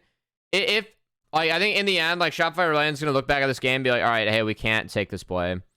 Like, we have to go try and get the Jason aside and then attack him there. I think that's their first play. This playlist is my big clusterfuck playlist, so that makes sense. Yeah, this was a fight. Yeah, Fake Guy just lost my guy. I remember watching this live being like, why are we taking this fight? I think they wanted to use Nocturne 6. They could have waited to give the grubs, then tried to find Jason the sideline. I think that's the other play that I'd prefer a little bit. more of a guaranteed win. Obviously, you're going to give something in return for that. But this one, they tried to flip. And they lost pretty hard. Now this game gets really hard. The other thing, like, the elongated fights are so much better for IMT, I think. It's like only VoD can like match the DPS, and the frontline for IMT is just way better in terms of like what they bring and also just like how they can deal with the other frontline too. This was actually kind of cute. Mask was trying to guess where Insanity ults, and Insanity was able to get over that wall, so it's decent. That was decent. Well, they only have 3 grubs. They went for the drag instead. Wow. So they're really fucking the grubs. They don't want 5 grubs, which is considered like decent. And I consider it decent this game too, considering that you have Udyr and Jace who can like actually want to pressure turrets, you know? Maybe going against the Akali Nocturne, like what Shopify Rebellion's packing. They just wanted to deny the drag, but yeah. Interesting.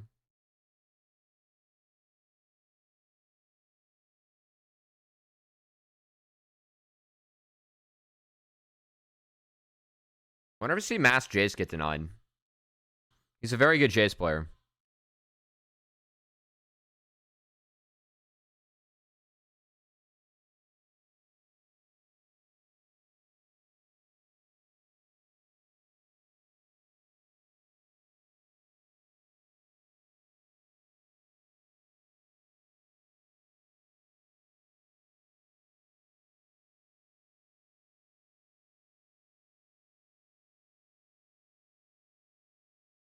Alright, so Insanity takes the tower, giving up Rift. That's fine at this point. Insanity needs to kind of catch back up. And I would love to see them deploy into this side. So I really like what IMT is doing here. They're actually deploying to help assist the Jace. Because they know like this is kind of the play. And then they spot Shopify Rebellion trying to take the red. And Zazler just dies. And when you get behind on Engage Support, things can look ugly. And this game definitely got a little bit ugly for Zazel. This was a weird TP. Alright, this was terrible. Oh no. Oh god, this game's bad.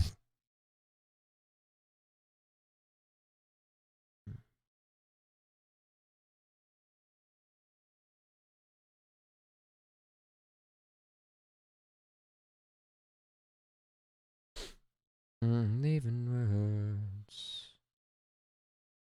I'll keep singing this line. Keep breathing at.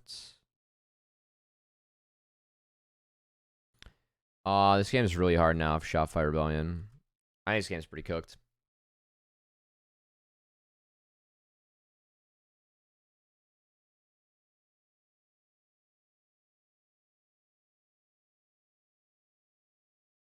Yeah, they're just deploying into the Jace side and taking away any opportunity for the Akali to do shit. It's good for my MT. I mean, they're taking away the win condition here at Shopify Rebellion, like in the mid game, right? So I think they're playing it right.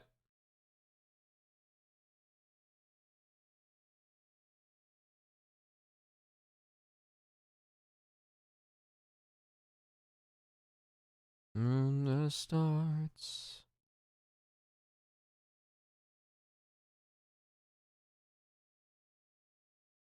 I'll keep singing this line. I'll keep singing this line. Ooh. That's a bummer.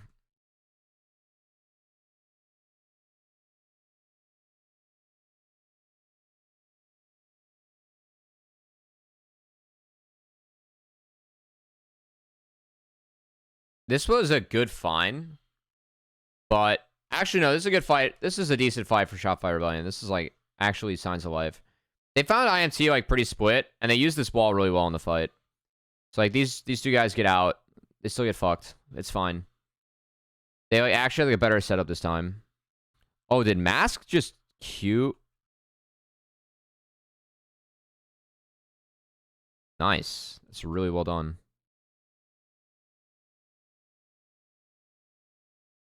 B-Boy also plays this fight really well, guys. It's a really good fight from B-Boy.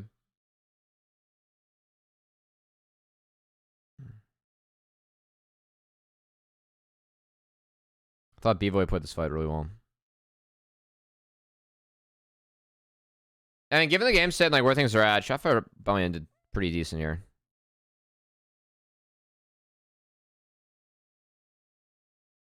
And Castle's a bit trolling getting a tower range there, but it's fine. We'll give it to him. Scion Lilia this game, but it got taken. Oh, okay, interesting. IMT fucking new.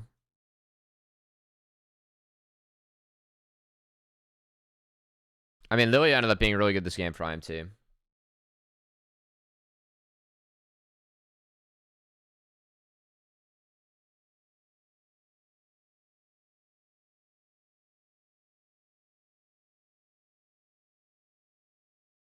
LCS podcast into it, yeah. Nice, I didn't catch that.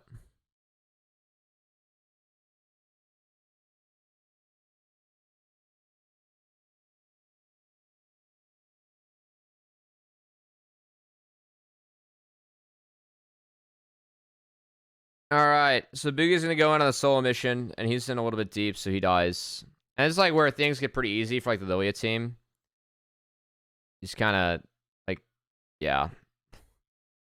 There isn't damage that can apply to IMT. This game was kind of over. Also, Hubris on Jace, Pog. I actually think Jace abuses Hubris pretty well. It's given ratios and how easy it is for Jace to participate in kills with Shock Blast.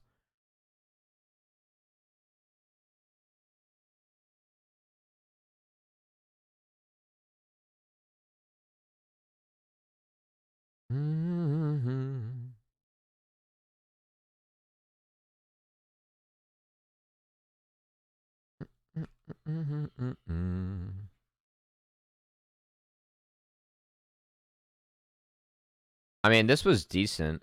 Like, Castles doesn't have TP and is in Narnia here. Castle should not go hit this wave. This is Castle needs to be like, if his team is going to be here, I think Castle needs to be with him at this point. Or at worst, he needs to be like here. But you're against a Nocturne team, and you are the tank. And Udyr is actually really valuable this game. My condition for like when I think tank Udyr is like actually good is like when it's a melee heavy team. You just need to have stuns. Dude, that are like damage thresholds. Like if they can deal with you or not. So this ends up being a really good start to the fight. But Lilia does get to run things. And Insanity Blood.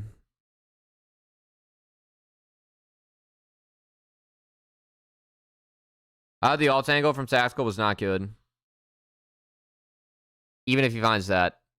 He could have had shots on the B-Boy too. Really good movement here from B-Boy. Again, I think B-Boy played well this game. I think B-Boy had a good weekend. The delayed alt, yeah. That's a Lilia comp, guys. 6k damage. Pog. Do they know?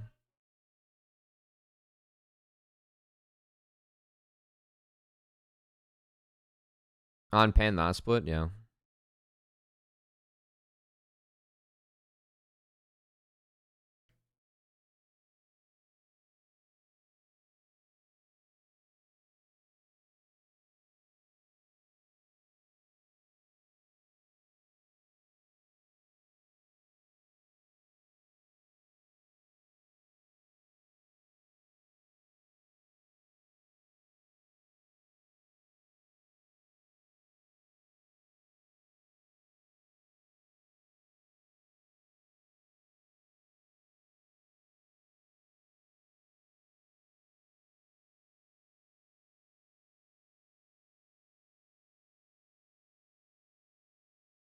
Alright.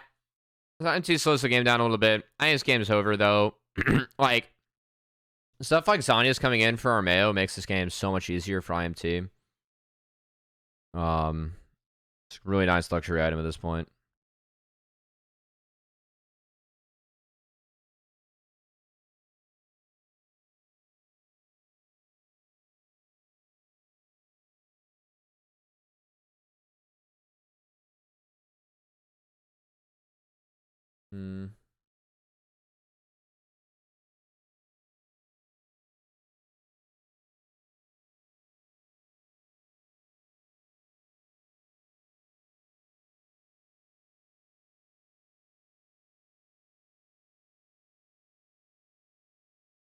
Nice ult from Tactical. That's actually really nice. Yeah, it's really nice from Tactical. Damn. Well played. And that's Soul. I do not want to watch this game, guys. This game's disgusting. We're done.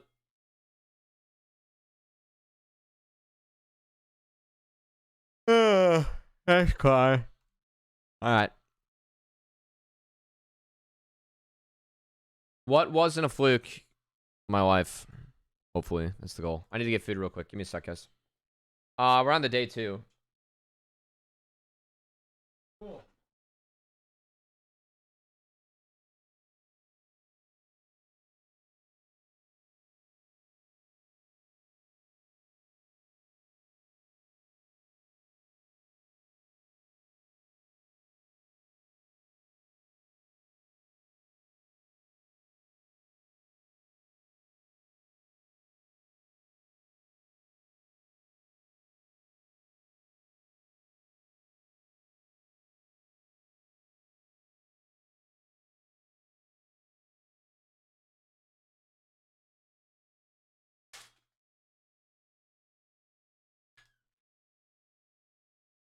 Alright.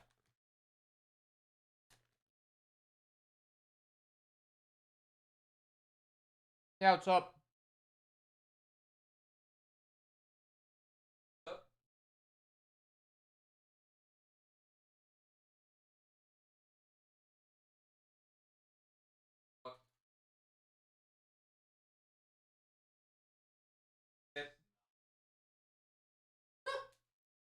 Actually, doesn't sound very playable to that.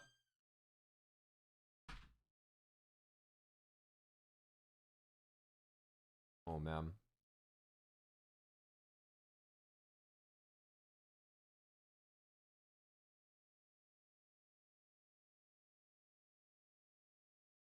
Alright. New draft, new day. Alright, take 100 Thieves. I took 100 Thieves to win this game. In the pre-draft.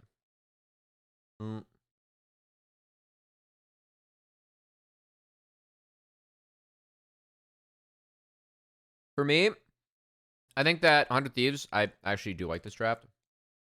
I mean, they get Kasante for Sniper, which is fine. They do match the double range bot, which I think I would rather have the Ash Jhin, but it's doable. I think the big difference, though, is that they have a 0 for DPS and then a better front line when they get Trundle. I think that Trundle should have been banned.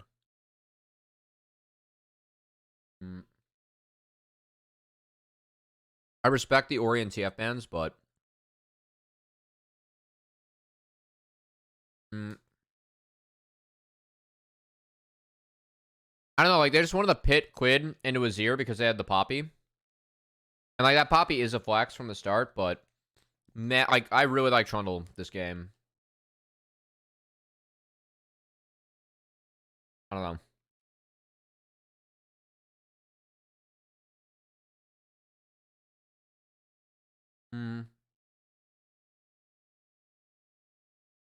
So, I would consider banning Trundle instead of Ori. I think the difference of Ori versus Azir isn't huge.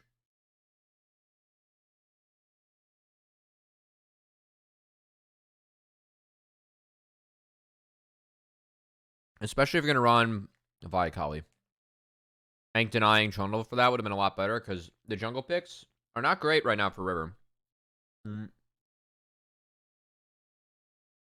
Like, realistically, you don't really want to play Sedge. You can't really play Xin. I think Trundle was, like, the only pick up for River.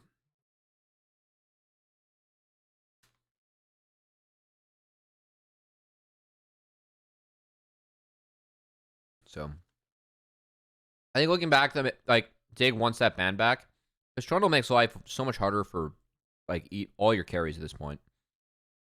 Yeah, I think Trundle was, like, really a game-winning pick here for 100 Thieves. And after I saw that, I was, like, pretty confident they'd win. I think Trundle is really good right now, guys. I think he's being somewhat criminally slept on. He's getting more play now. Challengers is playing him a lot. He's getting a lot of play, like, globally. I think Trundle's just really OP.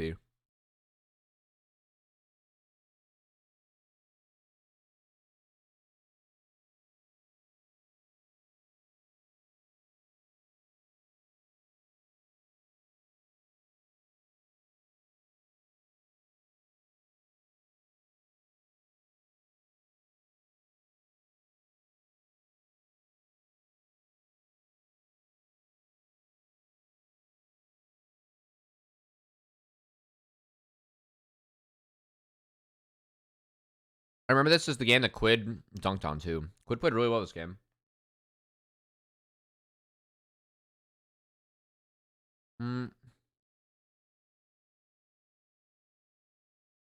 I'm glad River is still being recognized as a good player. I think River has been good. I don't think that River is going to be MVP. Because I don't think this team is going to get top 4. And yeah.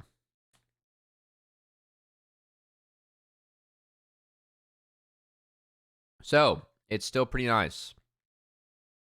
They at least get the Ash Flash. It's a good pit stop for River. It's like a really efficient gank. And just in terms of like time spent, invested.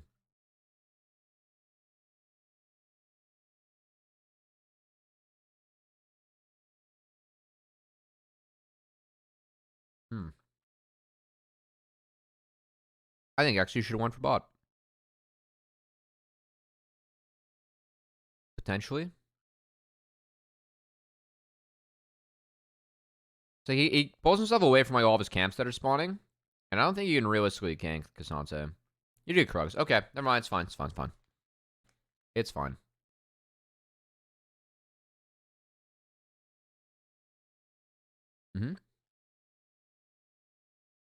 All right, good job, XU. This is really that's really good from XU actually. Nice, good job. I was wrong. That was a good play. And River can't get in here. That's really good from Dig actually. It's a really good rotation for Miles.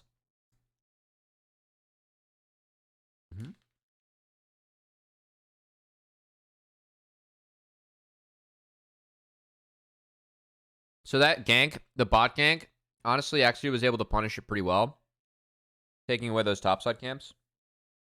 Like that window was opened up because Trundle spent some time bot in the back half. That's good understanding from XU. I like that. That's well done. I didn't think he was going to get both there.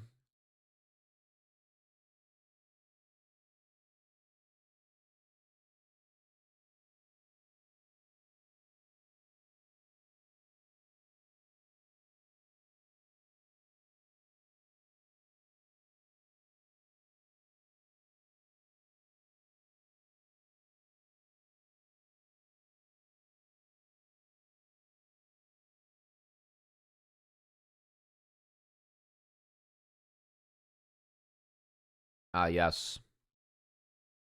Now we have Trundle happening. All right. So this is all spotted. This is really nice from Quid. Java has to like insta flash, and then XU just walks in the Trundle and gets fucking absolutely fisted. So XU did not play that well. The Trundle unfortunately shit fisted him. I don't know if his Q got canceled or not, but that was bad. That was not good.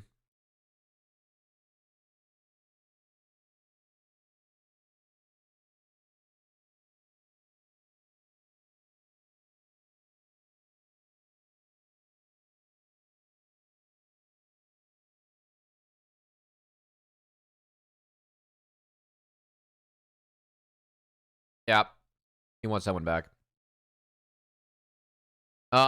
If Meech waited for that W connect, I think they kill. Because he missed a Z.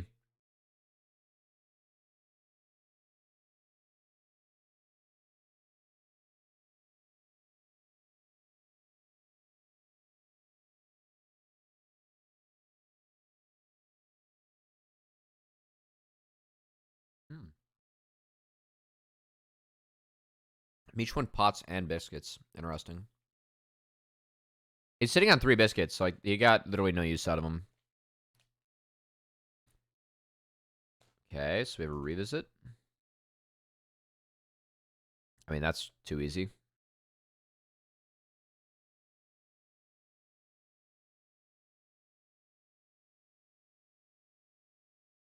I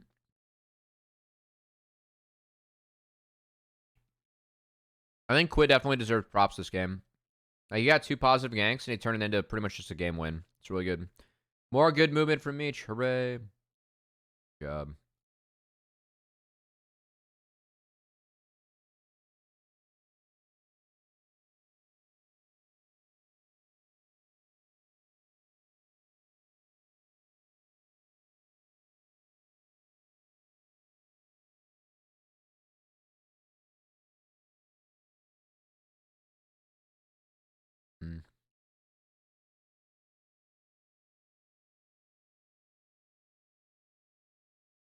Oh my god, River lived that.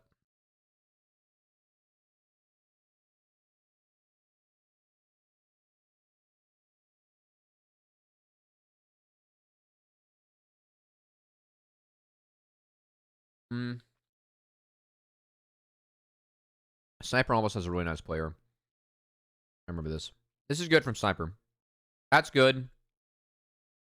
This, not as much. Because he's gonna swap targets. So he goes on Isles here. And he autos Tomo instead of Isles. I think if he auto Isles there, it's actually a kill. Still, him creating all that chaos almost got 2 bonus kills. So I'm cool with him looking for that. I think he has it if he autos the right people. Like he at least gets 1 more. Then he has Triumph, maybe more. Alright. I snacked. I'll get fruit in me before we start tonight. I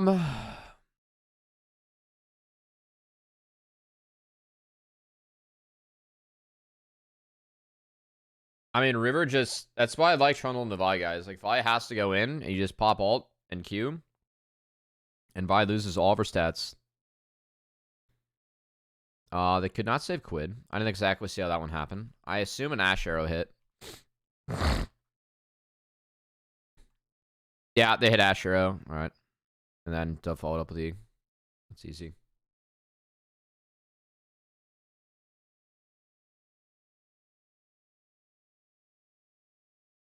Alright, so we have some swap.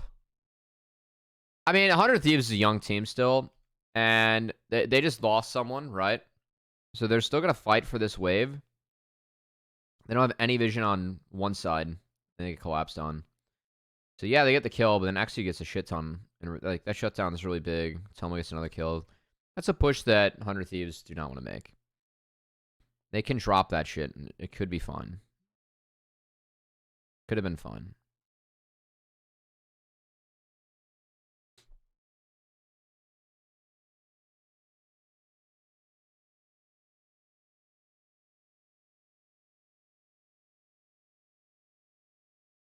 And we're still young. It continues.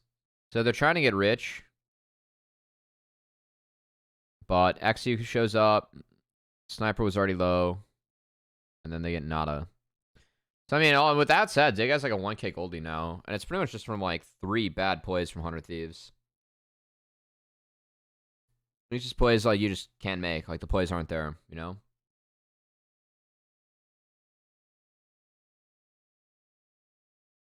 So, I don't know. If I'm 100 Thieves right now, I think 100 Thieves actually been drafting decently well to like fit the strengths of like what their team has. But I would make sure that if I'm playing against 100 Thieves, like they are a team like I'd probably scale into, you know?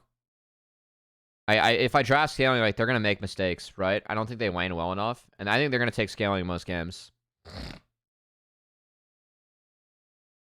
Nice arrow from Isles to shut down the Q charge coming in. Actually saved Tomo.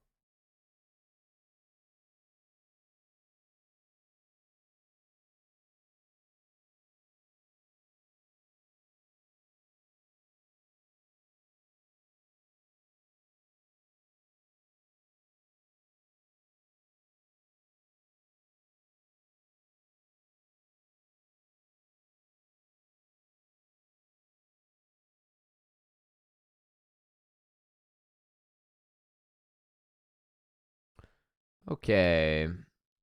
So 100 Thieves, they just showed on both side lanes. So I think that's why Dig wants to go. But River gets out of a lot. And Quid kind of pumps this fight, if I'm not mistaken.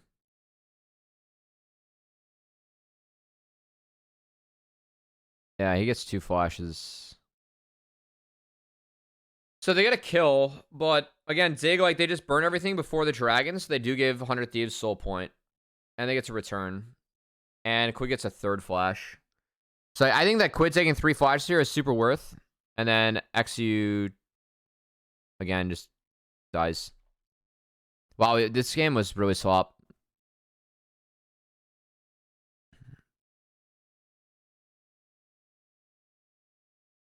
Wondering if Dig knew Quid had no ult with that double flash. Probably not. It's a good call.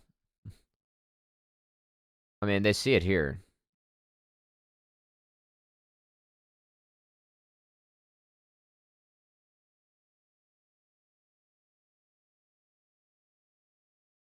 There though. I mean, it's almost low enough. I think it warrants the flash.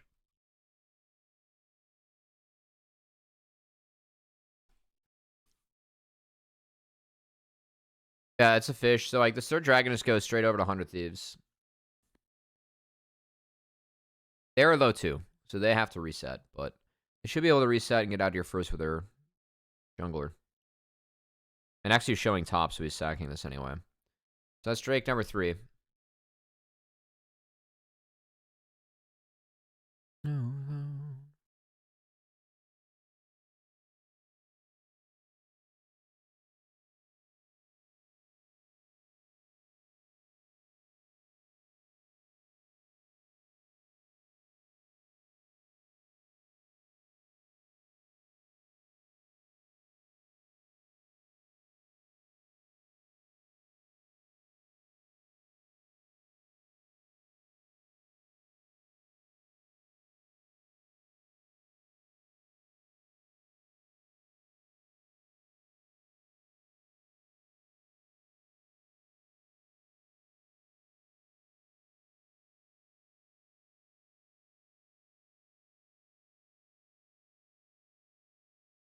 Hmm.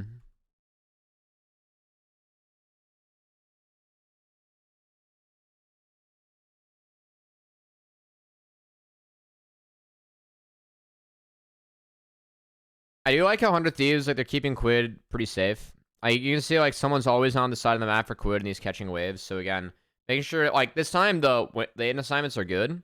But they can make the plays in the Azir. But 100 Thieves are trying to protect him. All right, going on River. River's got rank 2 ult. Yeah, so they get R out. That's good. I mean, like, Axu actually gets a good trade there. Oh, Dove ulted? Not quite ideal.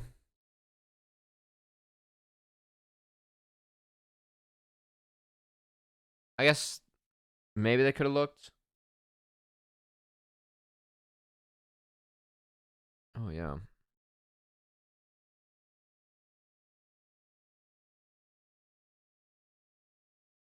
Halo accidentally queued the fucking... Remember that? I mean, Quid's gonna send it. They see Dove here, and they see Rich here, and they just go. Wow.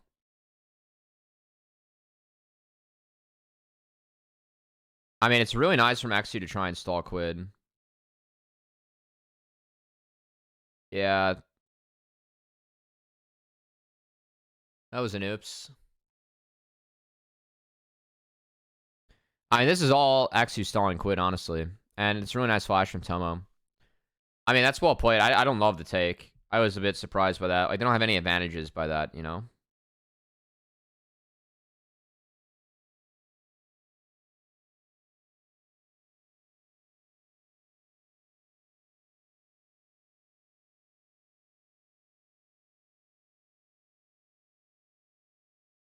Yeah.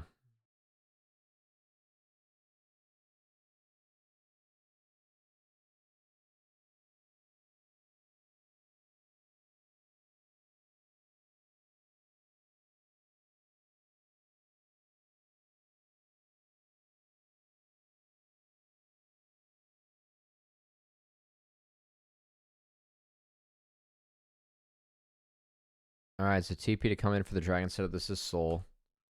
And we're going to just go on the Sniper. And go on the Meech. I mean, Meech has cooked this fight. So... let's see what happened elsewhere. Sniper cooks XU. Because River's on him. Dude, River did so much damage. Jesus. Oh, Isles flash and died. Sucks.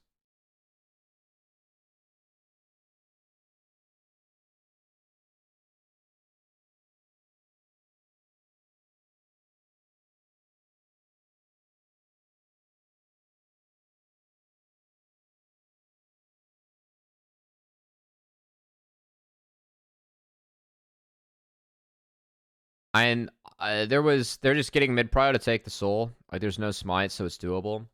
Yeah, I don't know. I think that Dig will want a couple fights back. Like around the third dragon, like they took a fight too early, and it just enabled 100 Thieves like pick up a drag for free, like overextending. Like XU like tried to go back in. They didn't get out fast enough from that Herald push to try and get that drag. And this time around, and they went on Sniper, and Sniper just kept the tank busy, so that was bad. Because Cloud Soul is really valuable for 100 Thieves when you have Trundle and fucking Cassante. Just absolutely munching through your front line.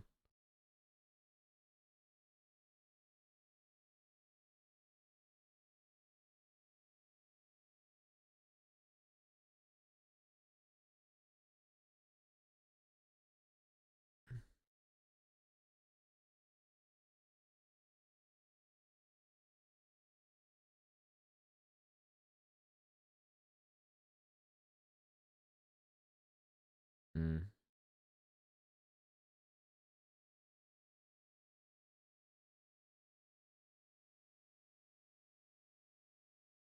Nice. So you're going to try and remove Senna first this time? I mean, that's like what you can do with Vayash, right? Just get the pick who you want to remove. And credit the Sniper. I like he at least gets the flash at Exu. I think that that's a good attempt. Something you can punish next time. And Exu with no flash again, you just get to munch him in the front line. I think Sniper actually picked the right person to take there. I like that. Like I think from the 100 Thieves perspective, it makes sense. Like if the Vi, we've seen enough for like if Vi can't move, then 100 Thieves win the fight, right? Oh, that's right. This was bad.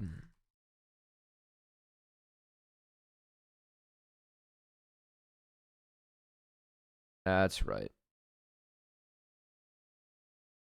I mean, the TP for me was honestly the bad part. Because, like, I think Dove could have held on to that, like, tried to walk, but removing that again, like, that TP was going to be nothing. So, like, it takes away, like, an ability to create an angle later. Which, again, we've seen angles be decent. Like, if you can't have the Akali come at a different angle and the Vi and the Ashe are ulting. Can create some chaos. We play Chaos League.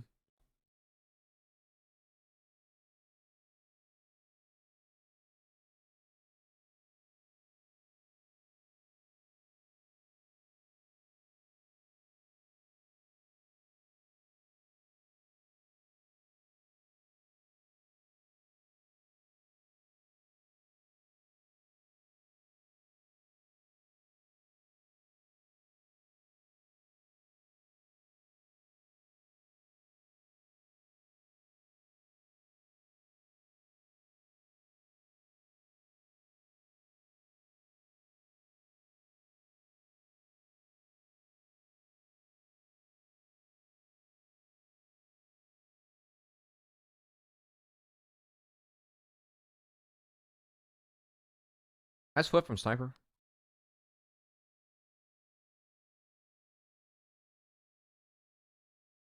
Alright, so they find the angle. And they kind of get on the Quid. Oh, no, they did take out Quid. Oh, man, Quid didn't have as good of a game as I thought watching back, honestly. Just remember the fights where he absolutely munched people. Oh, that's right. Nice W from Ayla. And Dove make sure that Tomo gets it too. Yeah. I really like how Sniper picked his targets there.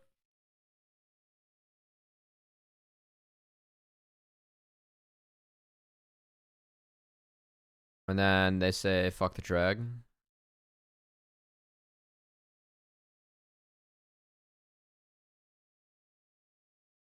They do not end though. This TP was fucking bold. I think Quid should have TP'd a little bit further back. He did not have ult tip yet.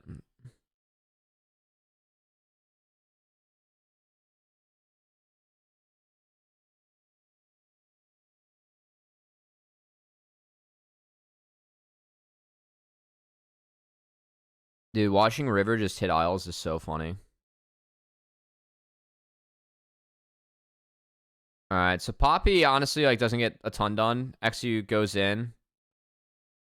And again gets munched.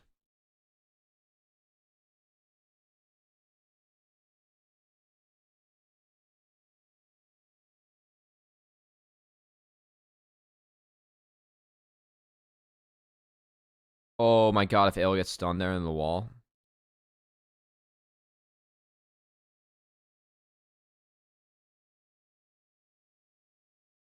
So it's no Elder. I mean, again, Dig like had an okay fight-ish. I don't know. This game's so weird to me.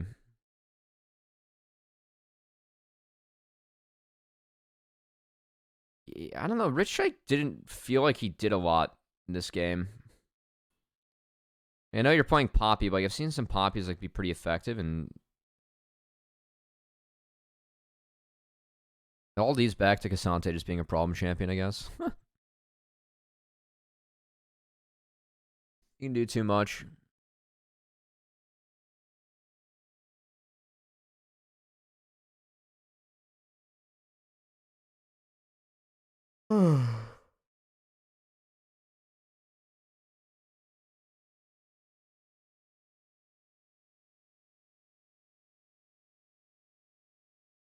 I swear Quid munched a fight in here.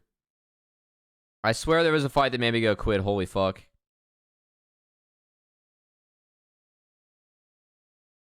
Nice dodge here from Dove. That was from Fog. Nice Rocket Bell touch. Oh my god. So Rich just ulted Poppy, and then Xu ults and does get it. Yeah. I thought this was really well played by Quid. Like, he tried to push Xu away, and then he goes golden and gets out. Like, they actually live with Elder. Yeah, I swear that I saw Quid play well. This is good. I like when Quid just goes in here. He knows he just can't be DPS down. That was good. What a fun game of League. Team with Elder lost.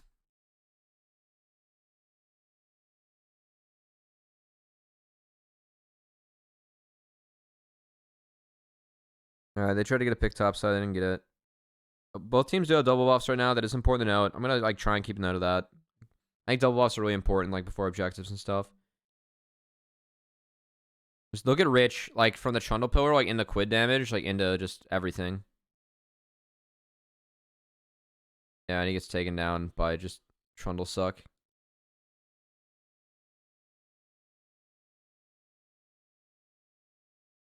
Quid has Zanya's now, so it gets harder. They still like one tap Meech, but oh, that was that ult. Yeah, that ult was sweet. This ult from Quid was sweet. That was really well played.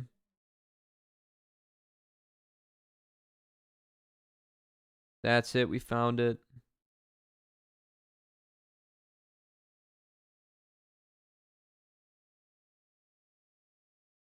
Quid didn't have as good of a game as I thought, but good job, Quid. All right, here's the fun one. All right.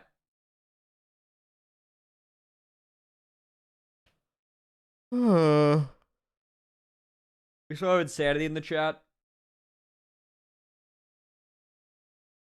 No.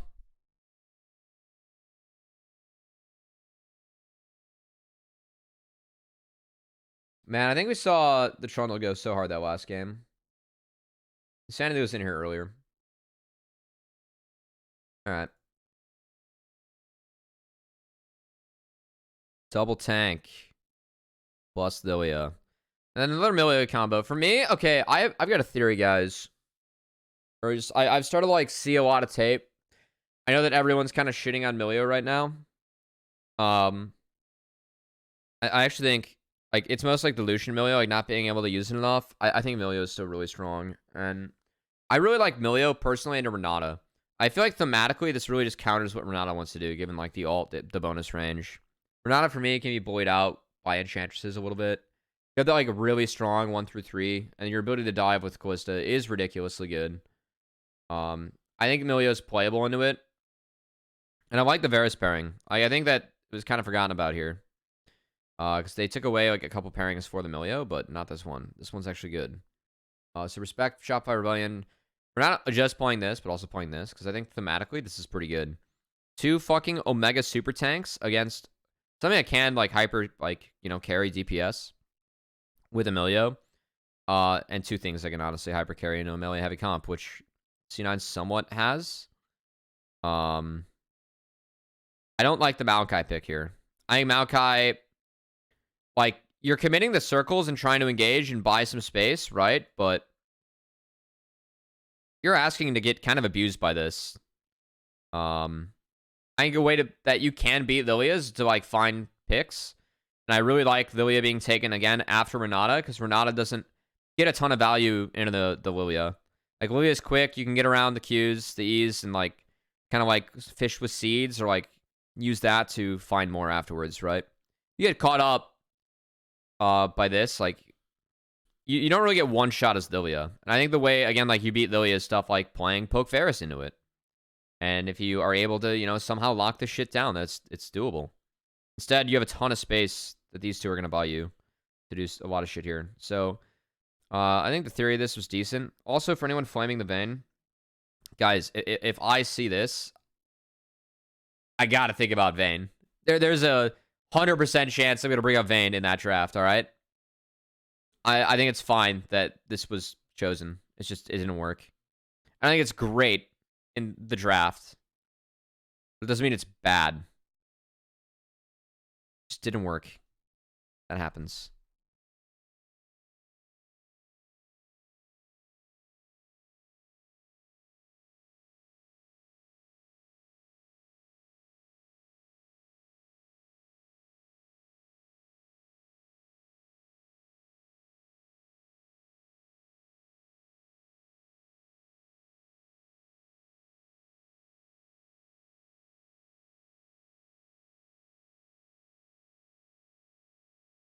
Ooh, the cinematic cam.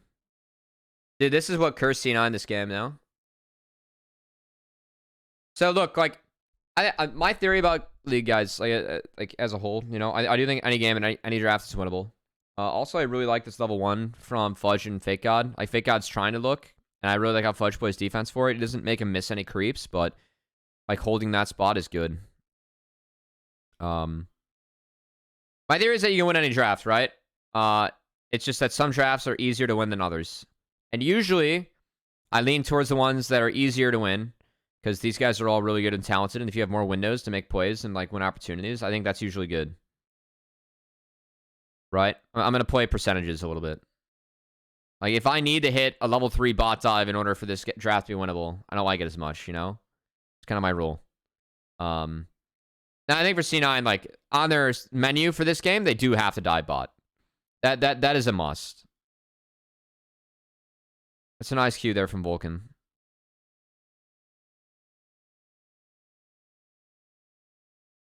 I don't think it's the easiest game for them to dive bot. I do think they have to do it, though.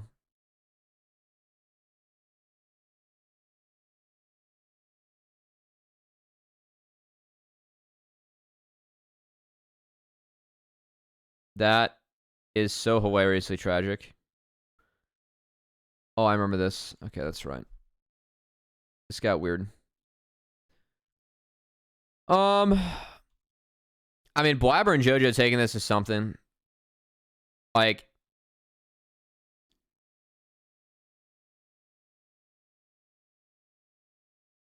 I mean, Blabber plays this well. Like, he gets out, and Boogie does flash late.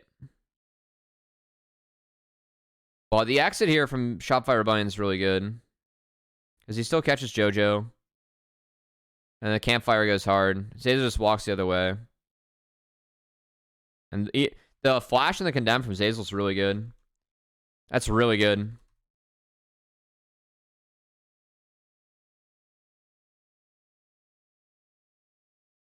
And Zane doesn't lose too much. Like, the biggest loss, the fact that JoJo just got something.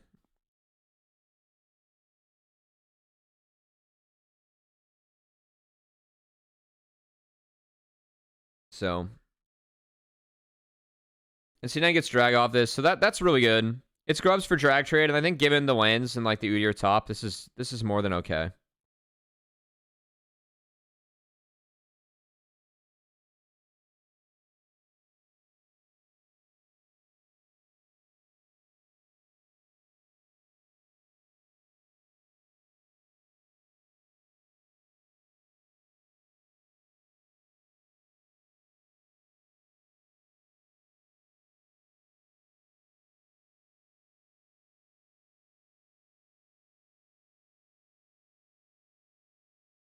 So Blabber's going to deny Raptor respawn. That's really good. This is the point of the game, though, where I think things start to get a lot harder for Blabber.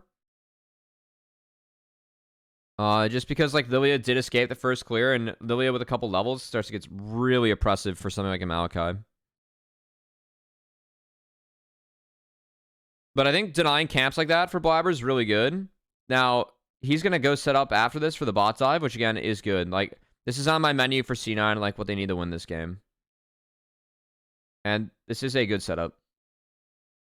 And Shopify Rillian, they do respect it. So that's good.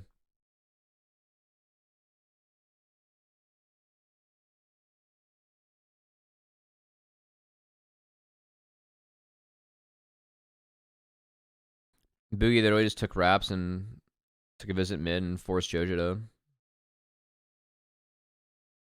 press R. I mean, Boogie gets a cannon for that. That's actually not bad at all. We have Frozen Heart Rush Scion. Have fun.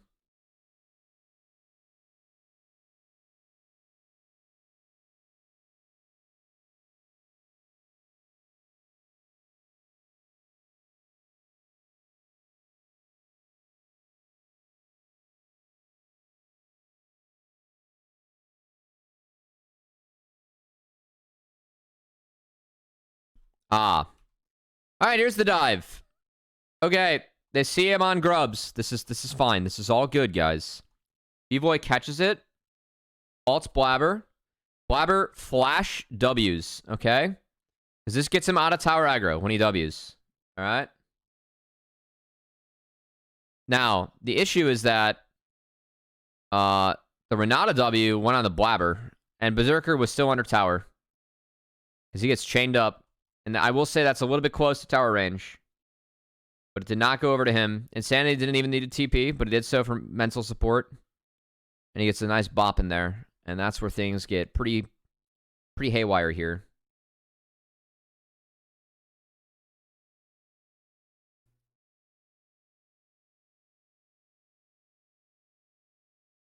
Also, I gotta say, the Profane Hydra Aatrox. I think one of the perks about this build is that you can one-shot cannon waves. You have a lot of wave clear. So you can kind of try and match Udyr in a way. We're also going up against a Frozen Fist and Frozen Heart abuser duo. And I think something like, you know, Black Cleaver could have been really good for double marksman. And probably the pick. That needs to be in the build. And it is this into Sorelda's to abuse the lethality, which I thought was poor.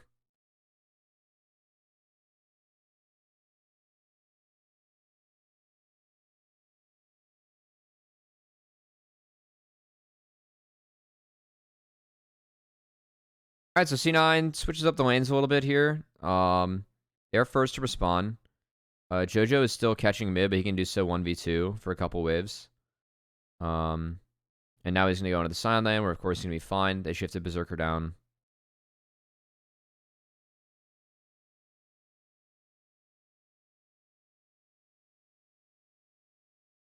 Fake God gets the fucking Goon Squad sent his way. But they use this to like get a turret for Scion. It's not that bad. And Jojo's playing Vayne, so Vayne to the Varus. It's a pretty shit matchup. If anyone didn't know. It's also 6 grubs for Shopify Rebellion, so that's not bad. C9, of course, has 2 Drakes, which, close team, that's good. I don't think they necessarily get, like, Omega outscaled, but obviously 2 drags, 2 drags. I think their scaling is, like, some parts of other team have good scaling, some others don't. I gotta say, I do think that, like, it's weird that C9, so, like, the Vayne pick, right? If we're gonna go Vayne this game, and Callisto, like, I want to have an elongated team fight. I don't want to have that against Lilia. And so, like, the itemization that C9 went for in the top side is definitely very much not for an elongated team fight either. But I do think that that's, like, actually dissynergistic from, like, what the team wants to do as a whole. I think the reason for it's pretty obvious, right? It's this. It's like, in a long team fight, this is sweet, but you have some ways that, like, you have to CC Lilia and, like, you know, have Vayne auto in order to, like, take her down, right? Like, I think that like setting up like this, you weren't helping create space for your double marksman. You're trying to play around and outside of the Lilia. And I think it makes the fights really easy for Shopify Rebellion moving forward in this game. Like they have two fucking super Omega tanks versus none. And so C9 just kind of gets dicked down in mid game.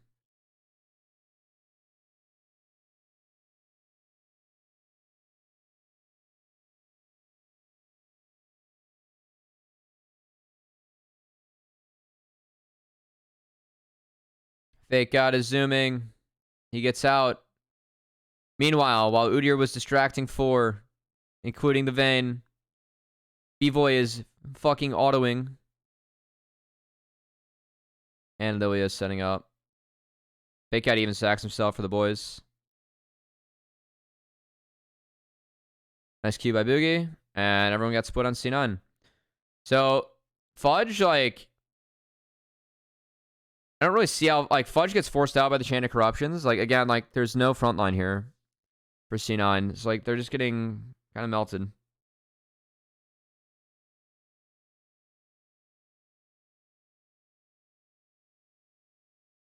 And now this game is really hard. It's like, yeah, you do have Soul Point, but it's a lot.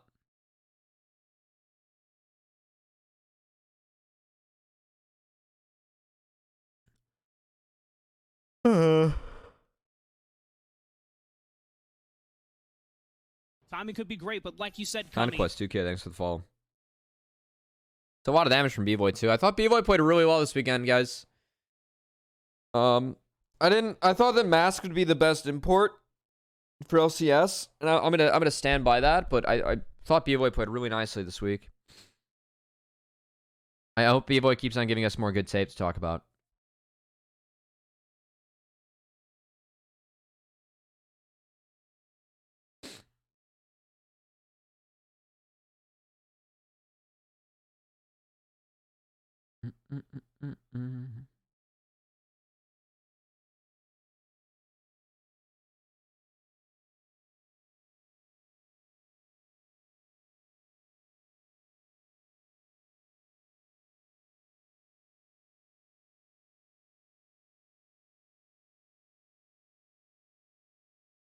All right.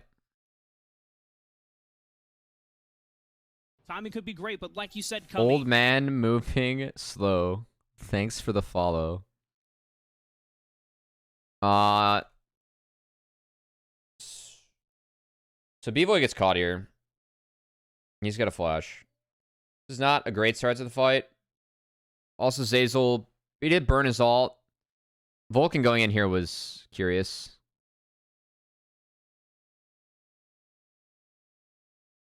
I really like B-Boy fishing like for just even like that auto, man. It's small. It's really nice, though. This is just a oops, nothing burger. A fight means nothing. Oh no, Jojo. He tumbles into a wall. He's getting Udyr'd.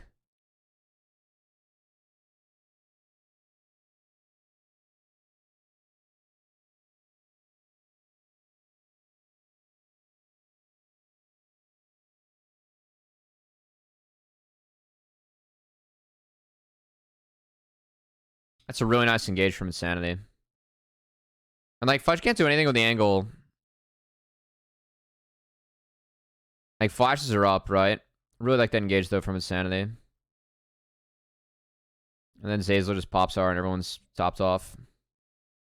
Some big nerfs in top lane. Yeah, I still think that like I think his push needs to be brought down a little bit, but like if it does, I think the champion's useless just because like he's not an effective tank outside of the push and point and click stuns. I actually want to see more teams draft stuff like Trundle Lilia into it, or like stuff that just like really abuse tanks. I still don't like the picks that are being used in the Udyr. I'm really curious if anyone would be willing to play Lilia top into Udyr. I mean, it's really vulnerable to ganks, but like everyone's playing bot meta right now. In isolation, that shit would slam. Like if Lilia's gonna be played, then I wonder if like Lilia's gonna be flexed, because that is something that Lilia can do. On Christmas time. On Christmas time. I mean, C9, like, this, like, they don't get the soul here. They feel like they can't contest. I gotta agree. And at this point, the game is pretty fucked. W sustain with the minions. I like nukes the champ, like what he's good at though. For me, like, that like nukes his identity. I'm okay if you have like an extremely strong laning tank.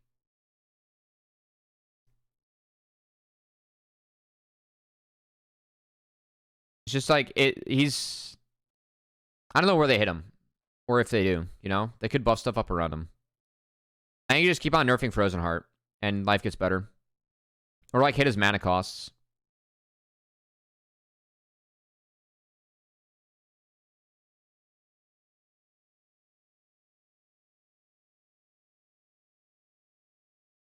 It's a nice Vulcan ult. It just doesn't matter at this point. Like, if Lilia's doing this shit, you know it's just doomed, you know?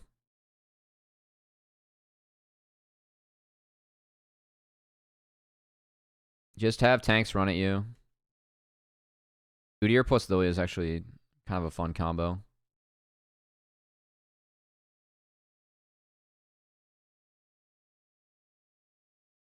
Wait, Jojo got one shot here? Yeah. Yeah. I forgot about that one. That was a banger. Alright, they kept B-Boy safe. That's GG. This was a fun game. I mean, I think that, like, one of the bigger things for me is that they just didn't remove the Milio. Like, with the Renata, they thought like they could just win the early lane. Like, when the dive went sideways, it got pretty fucking bad. I don't know. I really favor the Milio side in the Renata. I feel like Milio thematically really counters Renata. And I don't like that handshake that the pro teams are taking. I wonder if that changes. Alright, this game. Speaking of drafts and draft gaps, I think NRG had a really good 4-5 this game. Alright. I really like this draft from NRG. Kalista, Cassante, Azir, couple power picks. The Corki is blinded, paired up with the Sejuani. So they do prio pick jungle. Their answers to that are to ban out the Nautilus and the Trundle. I don't blame FlyQuest for banning out either of these two champions. I think this is fine. Trundle's really good in the Sedge.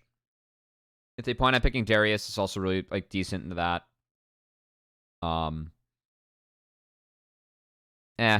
Decent's going a long way, but either way, it's good. It's good in the Sedge. The pillar is really annoying for shit like this.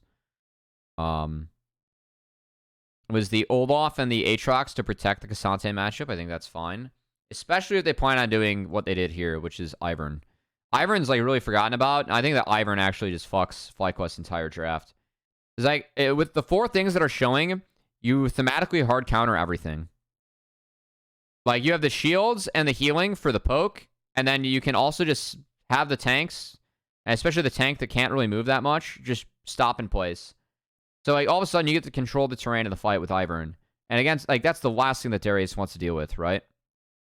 On top of that, you have a couple of really good combos. Ivern, of course, buff up these, but you have a couple of people that can actually use the tank stuff. And Rel Ivern's really deadly because you can kind of hide like some of your engage range to try and get Rel in. And good engages sound really good here. I thought Energy had a really, really, really nice pivot and draft. I haven't seen a lot of Ivern yet on this patch, and I really appreciate the fact they're willing to play it, especially after Palafox on Hotline League was talking about how they need to have deeper champion pools. This is them following up on that. Or they said teams need to have bigger champion pools.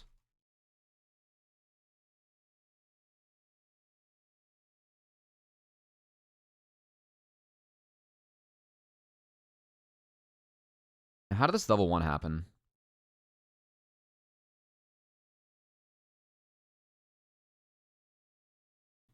Oh, yeah, that's right.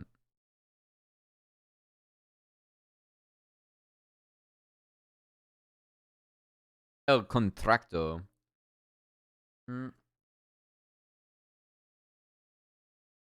So contracts just immediately respect flash. I respect that.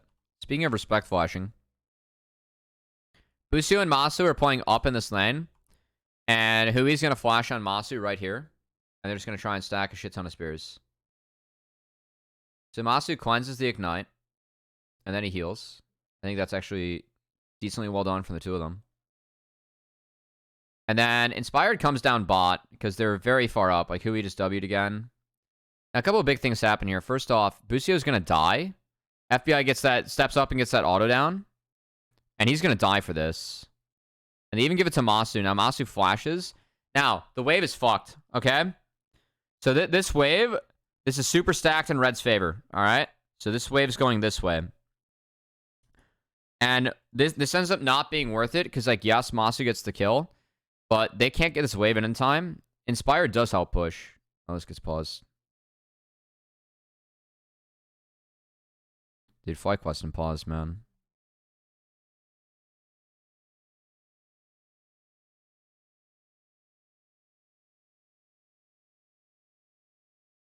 But that said, Inspire doesn't actually have enough HP to make sure like this wave gets in. And Hui, this Hex Flash from Hui is so good, guys.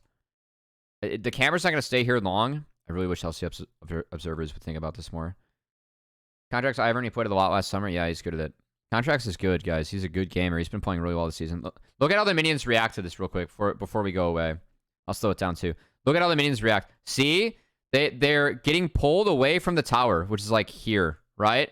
So this entire fucking wave is just for FBI, and this makes the bot play not worth. And that's regardless of how Contracts responds, which is good. Busio being here is also good. Busio is correct to be here. Masu's base gets stopped. It's so fucked. NRG said in the post-game interview, I think Contracts was the one that talked, and they're like, well, he decided to go bot level 2, and they lost the game. And this game is already pretty cooked for FlyQuest. Because look at, when Masu gets back to lane, we're going to take a look at the XP that FBI has and the creeps.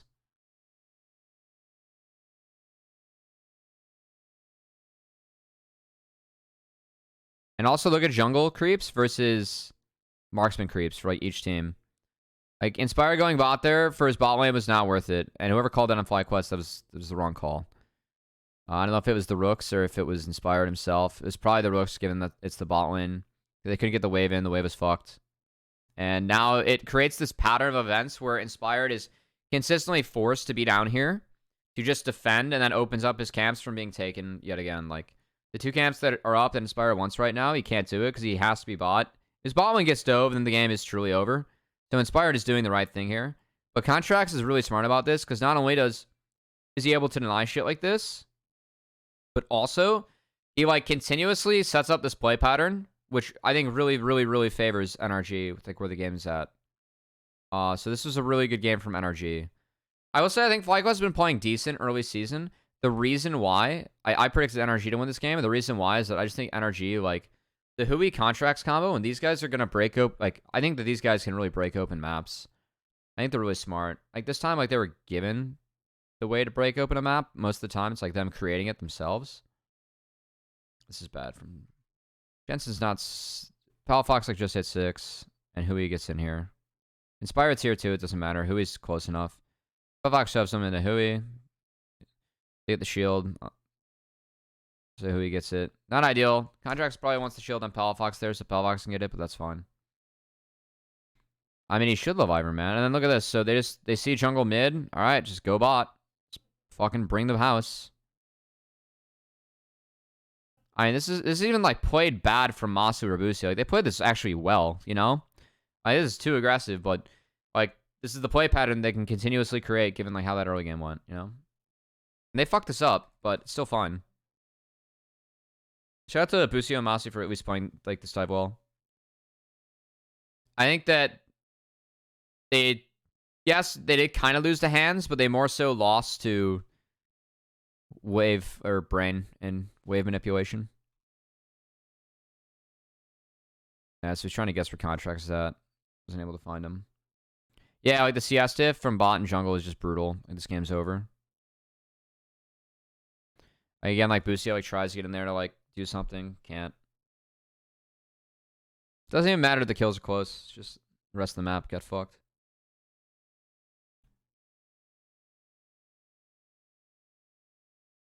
I really hope that we see more teams play Ivern. I think that Ivern is still really good and neutralizes a lot of what's being played in the meta right now.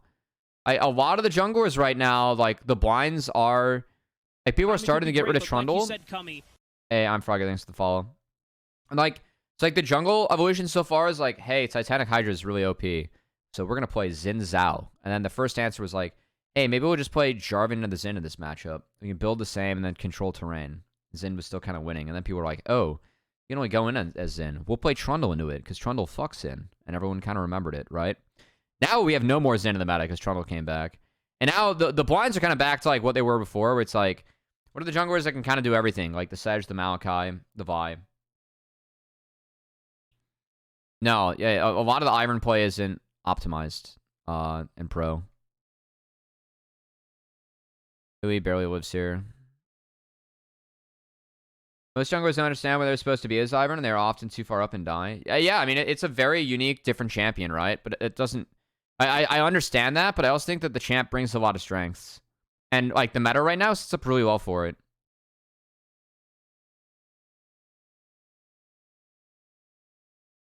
Like, if you're going to tell me that, like, jungle blinds, like, after Vi Nocturne, like, if we're not playing that, we're going to be playing, like, fucking Maokai, Sejuani, Poppy. Like, that's where...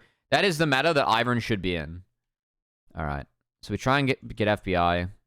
So a nice ult by Masu. He flashes the Q from Busio. He still gets the R off like in the right direction, but then Ivern's shield comes in, saves his ass. Busio dies. This game continues to be incredibly fucked.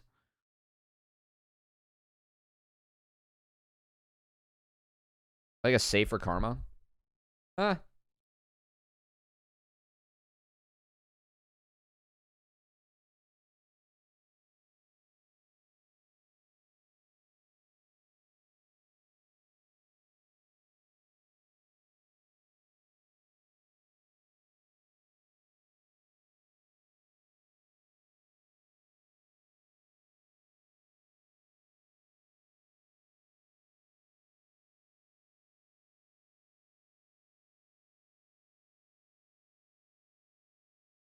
Ah, yes, this was the game where Hui's having the most fun of anyone in the Rift.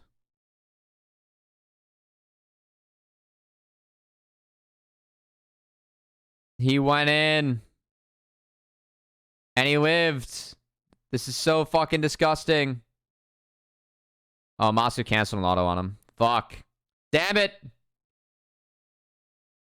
Nice TP from Dokla. Alright, we're losing on both sides of the map. It's fucked. Do we really want... We'll watch the rest of this one, but this game... Again, I really, really like the 4-5 that Energy had in drafts. I think it makes this game really, really, really hard. For FlyQuest. And especially like after like that level 1 happens, I think the game got really out of control, and Energy did a really nice job playing this one out. Yeah. I really like the draft.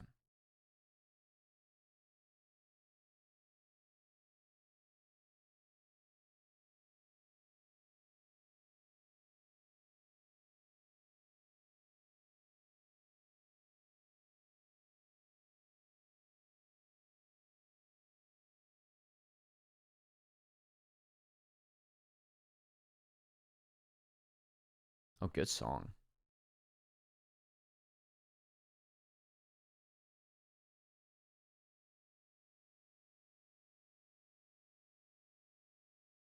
Alright, so FlyQuest have to try crazy shit to get back in this game. I think that, ironically, killing a 0 there, that was good.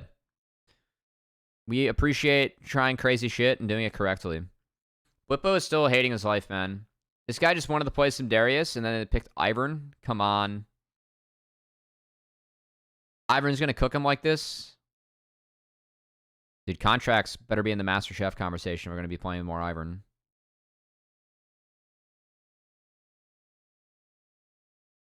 The Dark Seal on the Ivern too? Ooh. That's good. That's good shit.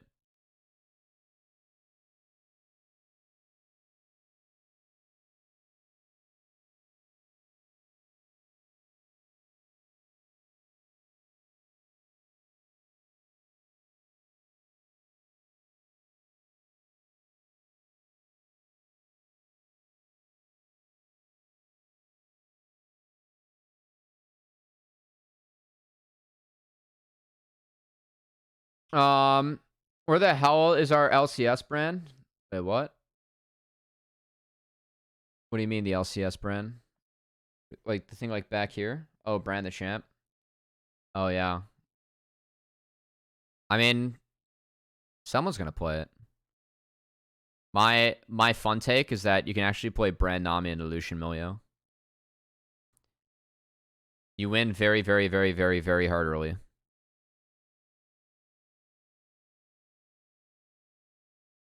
You win so fucking hard early. Late, it gets pretty bad. But early, you fist. Dude, Brand Nami is so fucking busted. Just have to never miss stun. You know, at this level, that's not ever going to happen, but respect. All right. Inspired got in there before Little Piggy was put in the back in the cage. There was a package. This game's so over, guys. Nami, you work with Brand passive. Not only does it work with Brand passive, but if you W-E the wave, it spreads with the E. So you get it on the E spread. So you always get like a super slow, pretty much. You just have to believe your carrier.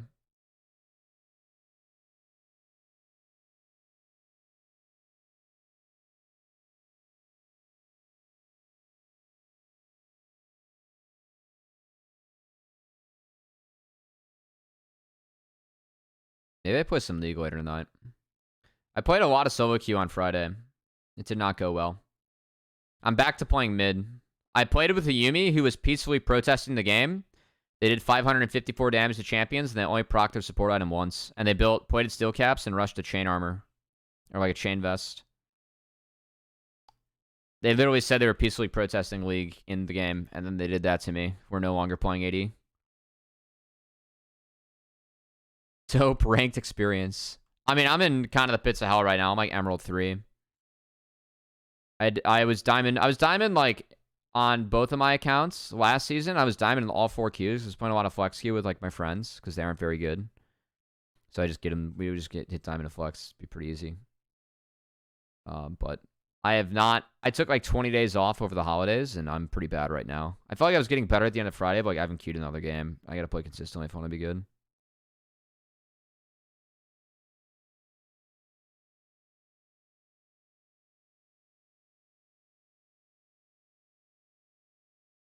Jungle's fun.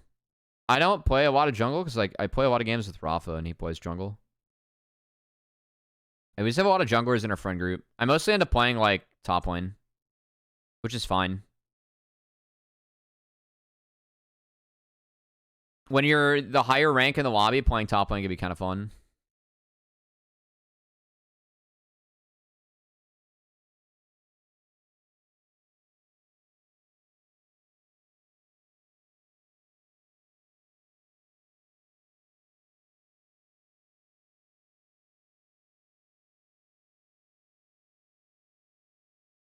I don't know. You know, you know what I think I'm going to do tonight on Hotline League? I'm definitely going to ask Travis about Power World. I want to hear his grumpy old man takes on this. This is a really nice engage from Hui. Not that this matters at this point of the game, but Jesus Christ, that's clean. Well, that's, yeah. Very clean. Mortog made a good video about it. Is it mostly hating on it? Who's the guest tonight? I don't know yet. Because, I mean, Power World is literally just like the Chinese government, what they do to companies out there. Like, oh, that's your IP? It's now our IP. All right. GG's.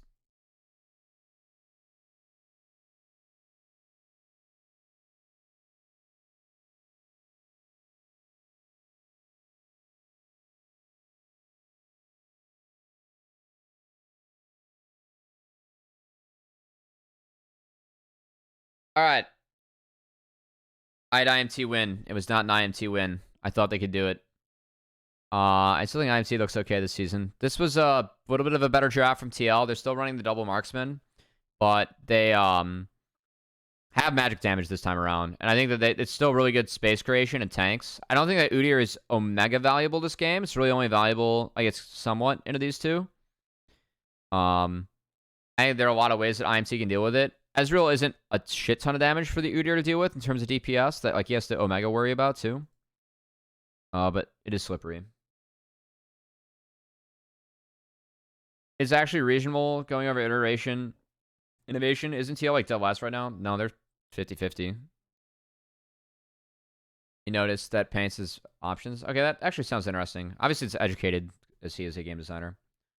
All right.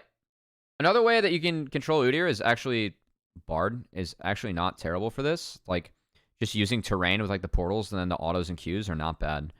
Especially against these two. I don't hate the Bard. I think that it is a harder lane into this than a lot of other options that were on available. But I think that, like, Nautilus, you're not useful against this. I will go out on a limb and say that because you have this as engage, it's actually not the worst Braum game in the world. Even if it's against this. Braum gets fucking rocked by this, but in the groupings, you can follow these two and try and tag someone and like get autos down. You will get autos down relatively decently fast. This group. Regardless. It's my Braum propaganda. I think Braum would have been good here too, but you know, that's fine. It's just me. Probably too slow for TL. You get kind of fucked by this. But no, Braum's not good here. Never mind.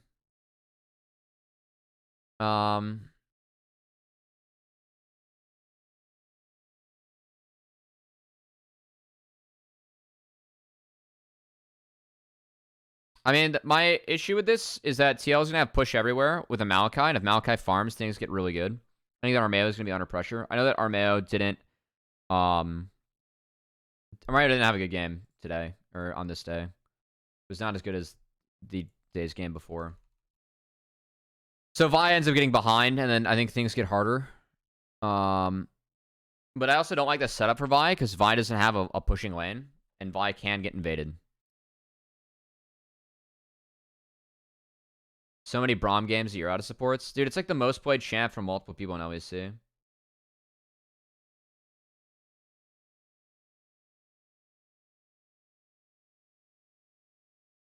Okay. This is the last game I'm going to do that, guys. I had a prep for Hotline League. I have to work out and shower and get food.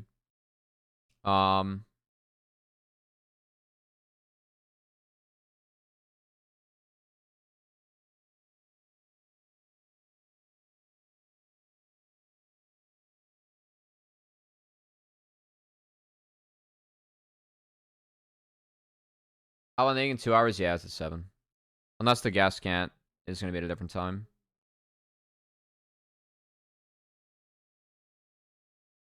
I had to wake the fuck up by then.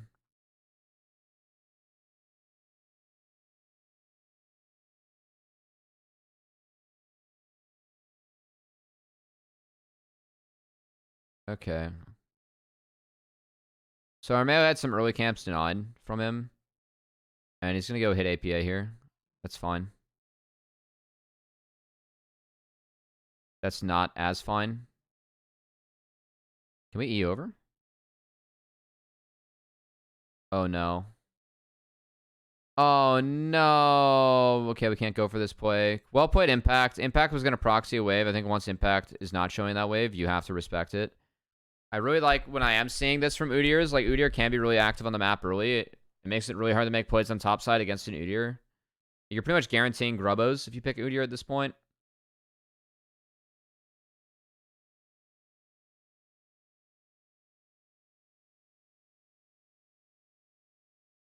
So, yeah, this game gets really hard for Romeo. Like, he's already so far behind off that, and like Impact's pushing him off Krugs now. Like, it's just really fucking annoying. He's still level 3. He has to like go across the map now to get his shit. And MT has a lot better setup now because he's gonna have his shit respawning on the bot side, so we can just go top to bot now. I think Armeo after these two camps should probably reset, and like he can't even do grubs. Yeah, it's like MT has all the options right now. Like he does have his shit respawning on the bot side. He could go do the drag. It's like he has drag prio, but no, he's just gonna use top prio and get the grubs, and I'll get that later. Yeah, like this is like why I didn't love the draft as much for IMT, just because they don't have a shoving lane. I think that if you have no shoving lanes, things get hard. I did like this, though. I don't like the Q flash from Armeo. I think Armeo thinks that he has to kill someone in order to get out. To which I somewhat agree. But that was played very aggressively. And guess who's here? Impact's here! He walked all the way the fuck down, and this game is fucking cooked. I've seen some Udyrs that are better than others, and I really like Blippo and Impact's Udyrs because I feel like they've had more of a map impact. I think this champ is so fucking strong early that you can really impact the map and sack your own stuff, which I don't think matters on Udyr. I really haven't seen a game on Udyr where it matters how many resources that you have. Like, I didn't give a shit that fucking Impact got solo killed by Castle there. I mean, it's bad, but like he's already done so much other shit on the map that's good that like that's worth it, you know?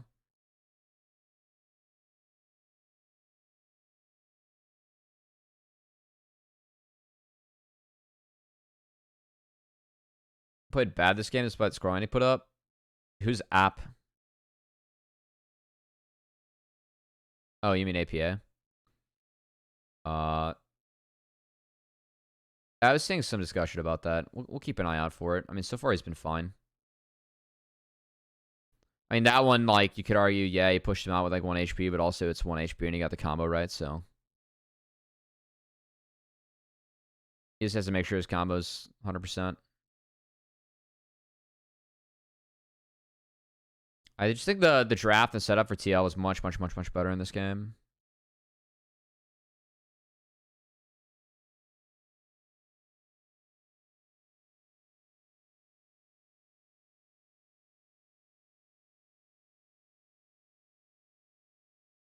He's on edge this weekend. Communities turned sour against him quick. I mean, that's because TL, like, have expectations and APA is, like, technically no longer a rookie. And I don't think the TL is playing up to expectations, but everyone's blaming Yawn and APA, and I actually feel like no one on TL has really been playing that hot. I really don't think it's on those. Like, I think that more blame should go towards the players like are expected to be stronger in their role rather than the guys that like are in year 2.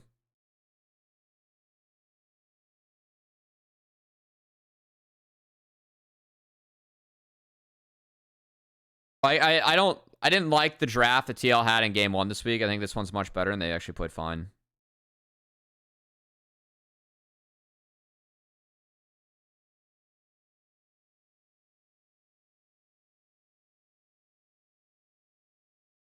I mean, I am of the mindset that I would like to see a support do some stupid shit. I just have to see their train of thought when I see the stupid shit. Like, you want your playmakers to try and look for plays, right? Obviously, you want the hit rate to be higher, but misplays, that's fair. I mean, I'm not saying that like getting caught isn't a misplay. I'm just saying that like it's gonna happen sometimes with your playmakers, and that should be there should be like an acceptable and like lenient amount for that. Yeah.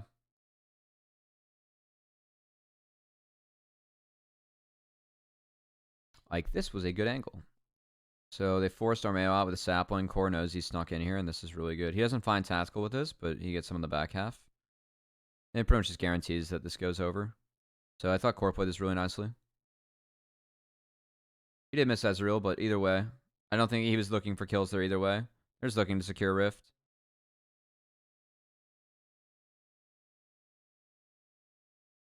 Why does Bard have a chime counter?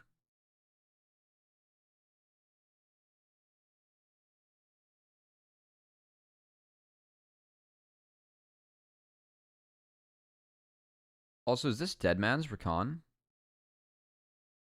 I like the Cleaver on Armeo. I think into this top side, I think Cleaver's justified. I think Reaver is also justified for Ezreal. I know it's tanks that he can hit, but it is also double marksman. If you get poke on that, it's good.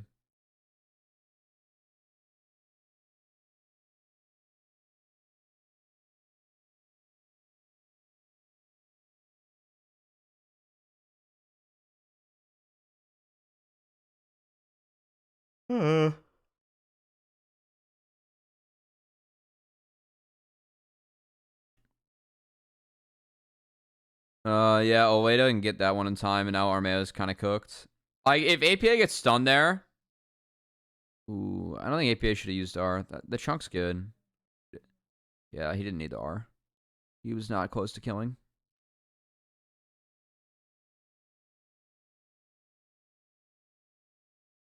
And Armeo, like, is hitting the camp to get his health back, which is kind of funny. Jungle item pog. Alright, so TL drops this. I'm just going to take the turret. That's fine. IMC can't fight him after, and they got a bunch of grubs.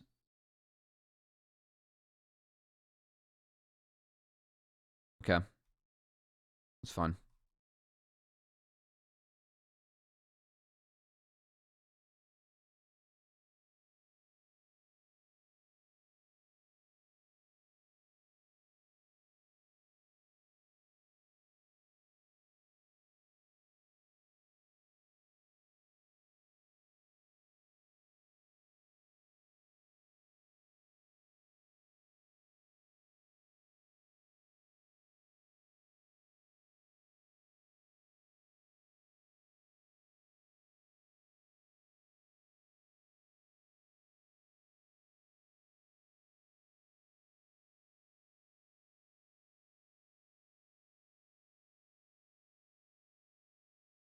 I'm coming home again.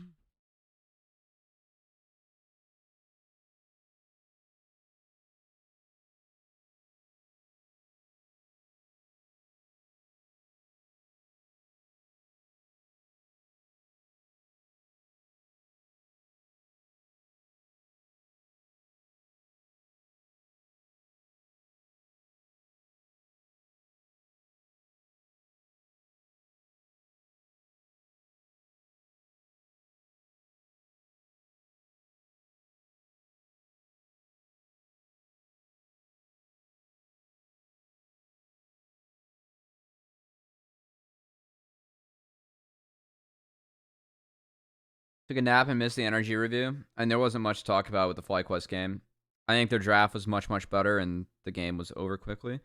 This is a crazy angle from Core.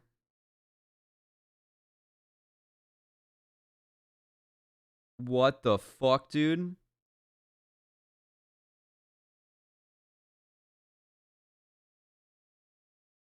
Oops.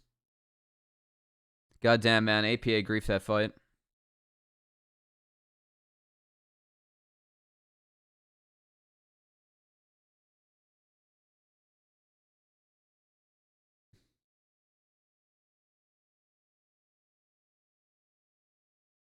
Man, what do we... What's our thought process here? We have top wave in. I mean, this is lookable. It's a good... Like, they get stuff from Armeo. I think they just have to get out. Yeah. That's kind of funny.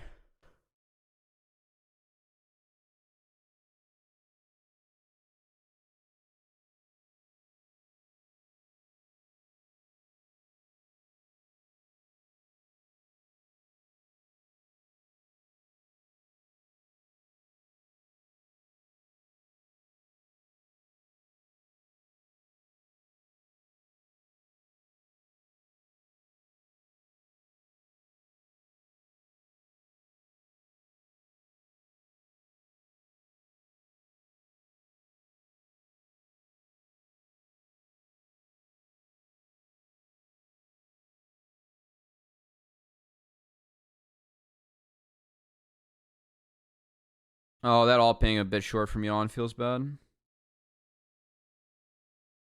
That hits would have been nice. And it's still a really nice angle here from Core. Like, IMT is trying to spot Core. That was not good. I mean, APA sidestepped the engage from IMT, which was poor. That was also poor. I mean, APA just miscalculates this by an auto, which is it's bad. And if he gets one more auto, he gets a crit, he gets the reset there, and then this fight's clean. But instead, he actually makes it close. Yawn's still free firing, so it's fine.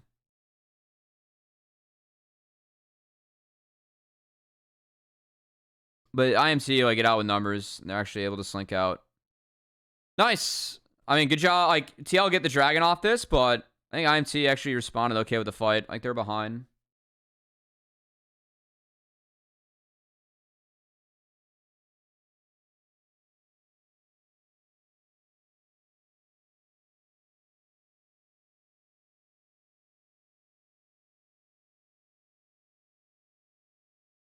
That's good fight from Mask.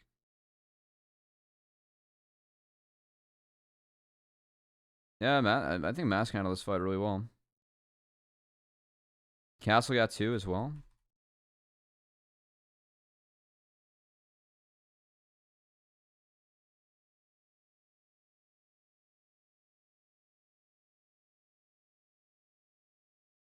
On too many dates.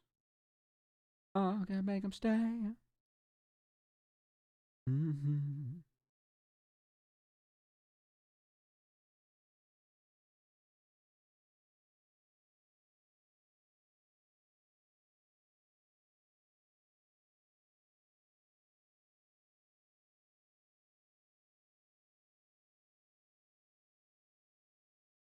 Damn, let's go, IMT. Okay. And they have a ward there. And it's a really nice ult from Tactical. I like this a lot. I love this from IMT. I mean, they just got TL on a reset. Their pants are down. This isn't...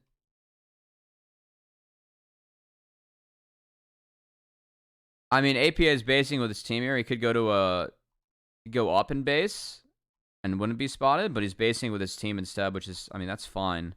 I just don't know that there's a ward there. I really like the play that IMT makes. This is interesting. I thought IMT played decent this game.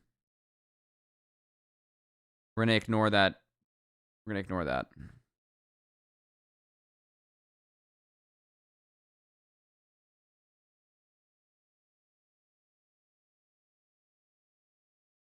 Got to sync up backs. Yeah. I mean, he was moving to base and be synced up. But that was a really good pick and find from IMT. I agree that they shouldn't have gotten that window, but I really like how they capitalized on it with the Bard Vi, actually. They only got one. They should have gotten two, probably.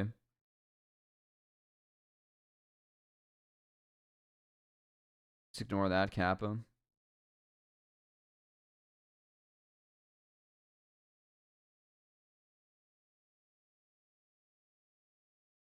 Yeah, no, it was good.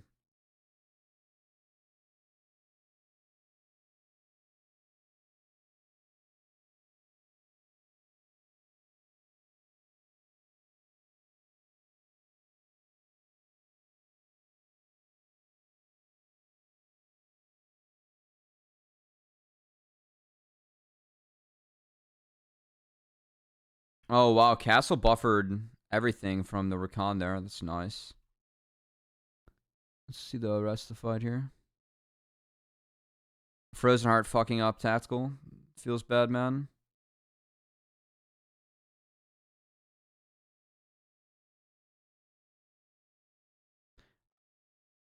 Oh my god, we had no jungle smites. Armeo just almost gets his up.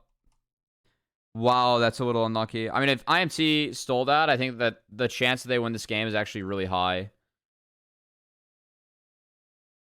You know? It's like, that is Mountain Soul. That makes this game a lot harder for IMT. It's like, they don't have pen right now. Yeah.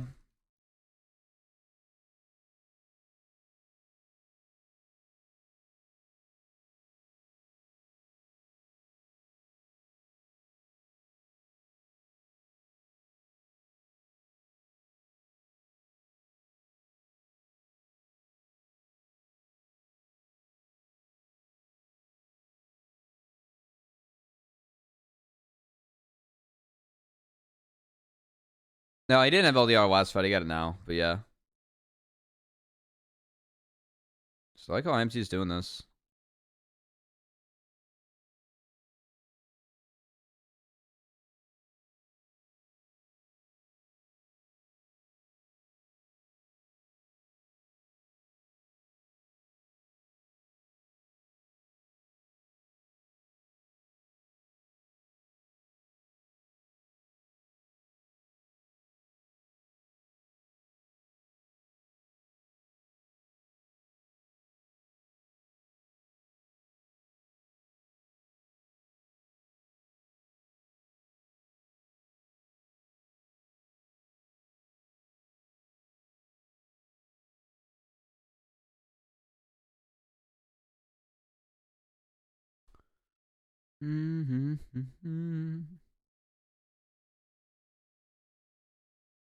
That's flush. Necessary.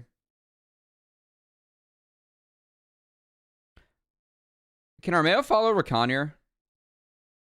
I think they should just kill Rakan. I think Rakan's free and you get a really good front to back after that. He's got no flash. I think that he would have died from that position. I know like we're burning shit on a Rakan. I don't know if it would be too much, but I think he's free. That's okay. It's a little bit harder to see in the moment there. It's a tight game.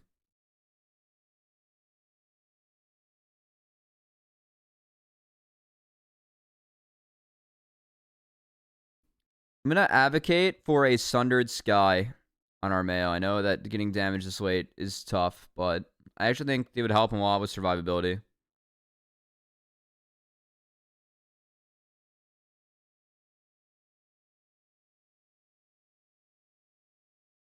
And AP's got no flash.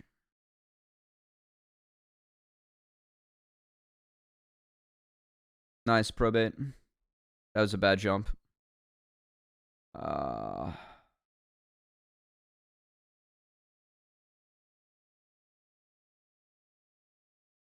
Okay.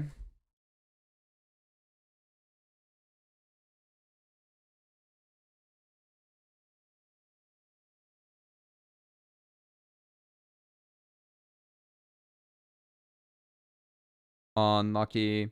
Honestly, man, if Armeo stole the Mountain Drake that was sold, this game was winnable for IM2. I honestly think that's like one of the things that was like just the big difference.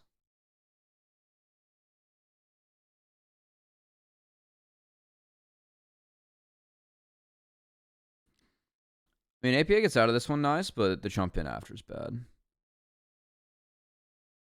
Yeah, that's bad. Mass played this decently well.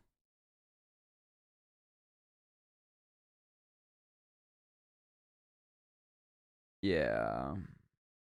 May have just mistimed the DPS on that.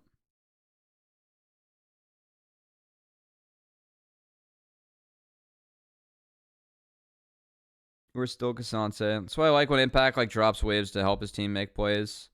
Get your damage dealers some items. Let them use their range.